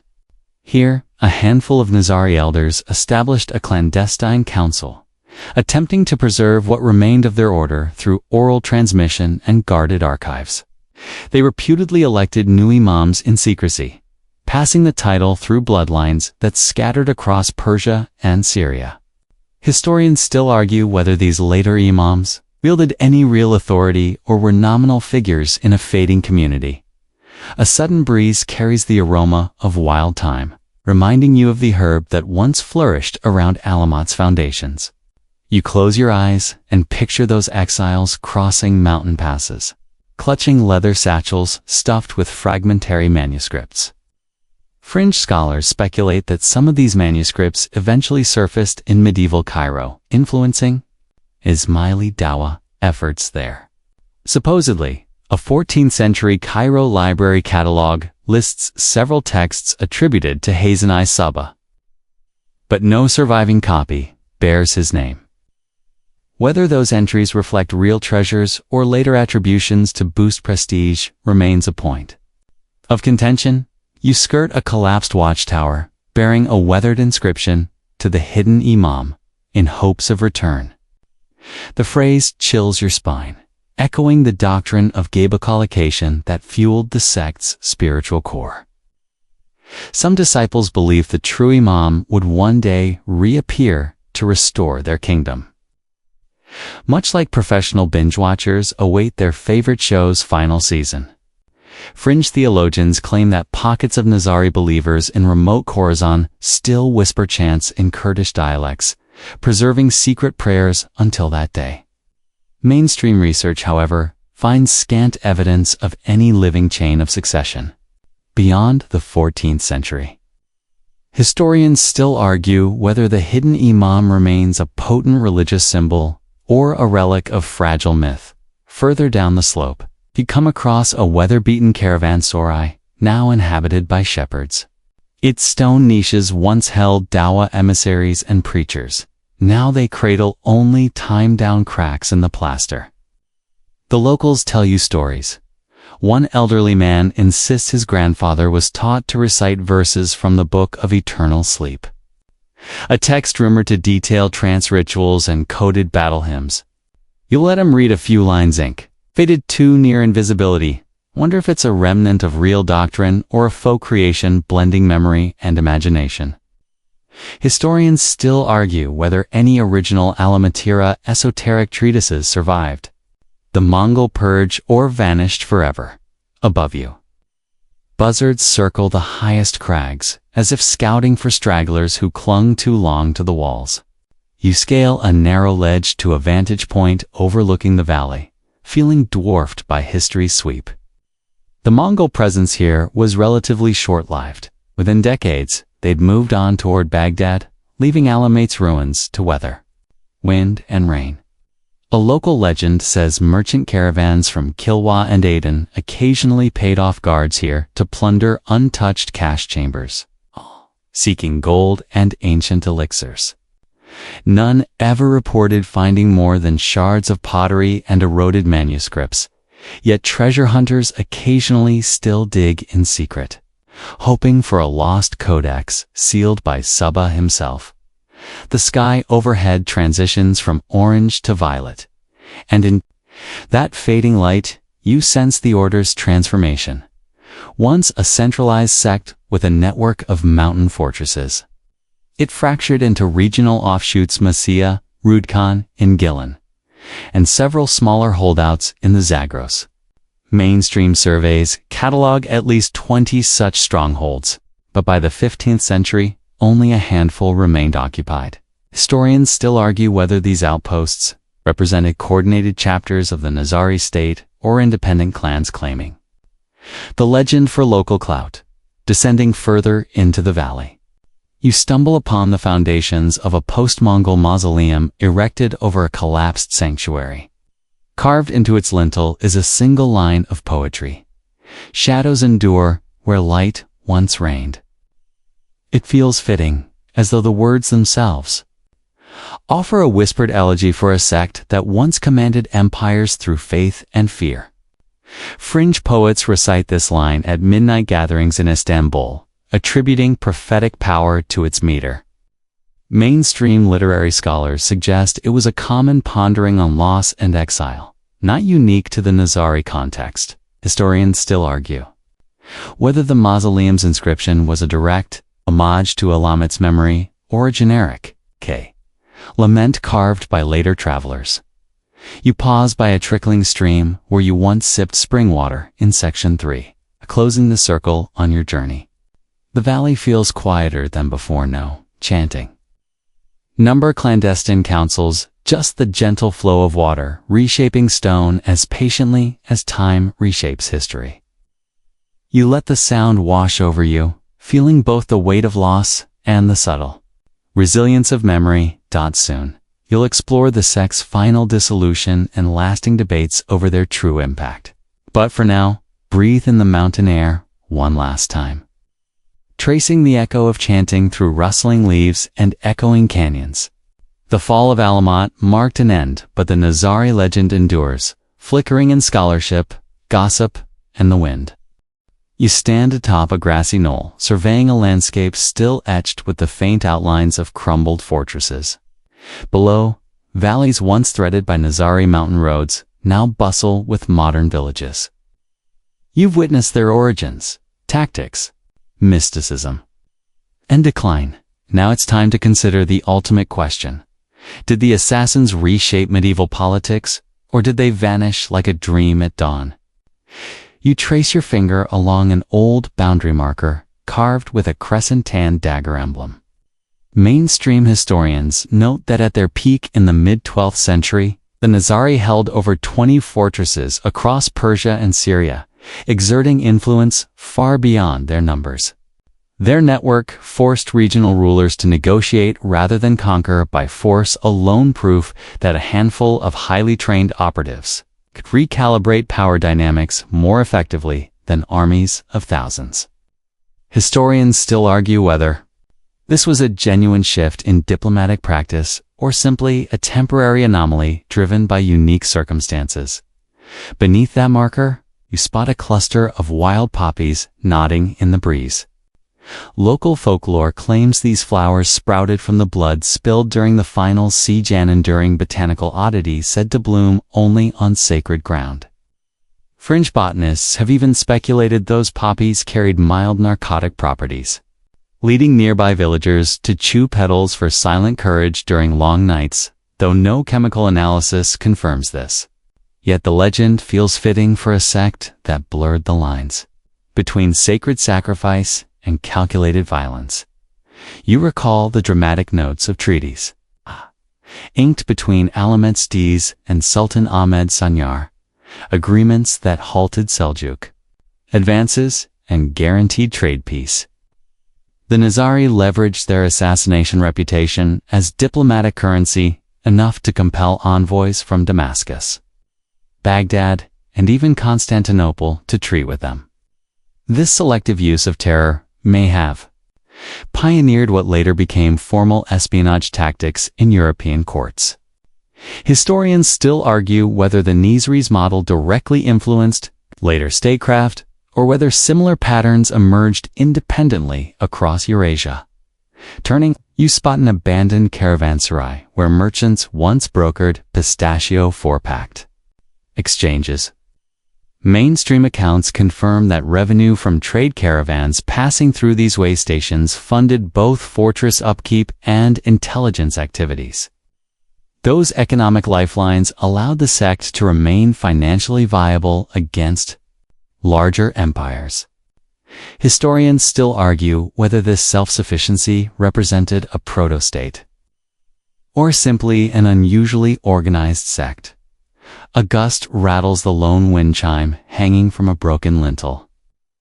You pause and remember a quirky observation from a 16th century traveler. He believed hearing the chime's tone would grant him immunity from sudden death, echo of the Nazir's psychological legacy. The belief in protective sound reflects how deeply the sect's aura permeated folk culture long after their political structures collapsed. You face a gentle slope dotted with ruins of watchtowers. Between them, you envision the ebb and flow of power. Seljuk armies stalled by fear, Fatimid diplomats brokering covert support, Crusader lords guarding palaces as if possessed by paranoia. In each scenario, the assassins inserted themselves as both threat and negotiator outliers, who forced mainstream actors to reconsider conventional military solutions. Historians still argue whether their innovations endured beyond Alamet's fall or were supplanted by evolving state institutions. You venture into a shallow well once used to draw water for daily ablutions. Inside, graffiti etched by refugees in 1257 reads, "Faith endures where walls crumble." It's a poignant reminder that although their fortresses fell, the Nizari spiritual network survived in pockets across the Islamic world. Modern Ismailis maintain communal structures and intellectual traditions that trace back to Seba's Wa. Historians still argue whether this religious continuity constitutes a direct political legacy or a purely spiritual inheritance. Beyond the well, you find a field where sheep graze among toppled stones. One elderly shepherd tells you the sheep's coats bear faint patterns echoing the geometric tiles of Alamat's courtyard. Locals call it the assassin's fleece, believing those sheep descended from animals maintained by the sect's livestock department. Whether true or not, the tale underscores the sect's long shadow over regional memory. You walk toward a solitary stone bench facing the horizon. Settling onto it, you reflect on the paradox. A group too small to dominate the battlefield, yet powerful enough to shape high-stakes diplomacy. Their reputation for precise, high-impact strikes often achieved more than open warfare, injecting uncertainty into the hearts of rulers and prompting concessions they might never grant to a conventional army. Historians still argue whether this amounted to a lasting transformation of medieval warfare or a niche phenomenon limited by terrain and technology. On that same bench, you scribble in your notebook, assassins, catalysts, or curiosities. The answer might lie in hindsight. Their methods foreshadowed modern special operations, sufficiency, intelligence gathering, targeted elimination as core elements of statecraft. Yet their reliance on deception, terror, and religious fervor also set them apart in a period dominated by massed cavalry and pitched battles. They were half mercenaries, half mystics, and entirely sui generis. You rise, feeling the sun's warmth across your shoulders like a benediction. The ruins behind you whisper stories of both triumph and tragedy, of vaults burned and secrets buried. The assassins reshaped the decisions of sultans and caliphs. Yet when the Mongols arrived, few armies came to their aid. Their fall seemed inevitable, an abrupt end to a radical experiment in power. Still, their legacy endures. In diplomatic protocols, cautious of covert threats, in intelligence networks prioritizing surgical precision, and in popular culture's fascination with hidden orders. Historians still argue whether the Nizari Ismailis should be viewed primarily as political innovators or as an extraordinary footnote in the chronicle of medieval conflict. But whichever camp you lean toward, you can't deny that their story compels us to reconsider how small groups can wield outsized influence. You gather your things and prepare to leave the knoll. The wind chime's tone echoes once more, a soft, lingering note that seems to vibrate through your bones. Whether the assassins vanished into the mists of history or left an indelible mark on the art of power, one fact remains clear: their shadows stretch far beyond these crumbling stones, reaching into the halls of diplomacy and the corridors of popular imagination alike. Asterisk. You settle back against the stone bench as the sun's warmth softens the sharp edges of the ruins, and for a moment your thoughts drift like lazy clouds across a pale sky. The wind carries a distant whisper, perhaps the echo of chanting, perhaps simply the breeze through broken archways. Either way, it invites your mind to ease its pace. Here, time seems to stretch, each second unhurried, like the slow drip of water from a mossy cistern. Breathe in the gentle hush of the valley below, the rustling leaves and the faint murmur of village life beyond the horizon. Feel your shoulders relax as the weight of political debates and battle tactics lifts from your chest. Remember that history, at its heart, is made of people love whispered oaths taken in dark chambers, of hands ink-stained by treaties, and of hearts beating with both fear and devotion. Allow your gaze to soften on the landscape, golden grasses swaying in unison, the distant mountains fading into a lavender haze, and the clouds drifting in patient formation across the sky. Each element moves at its own deliberate rhythm, unbothered by the rush of events below.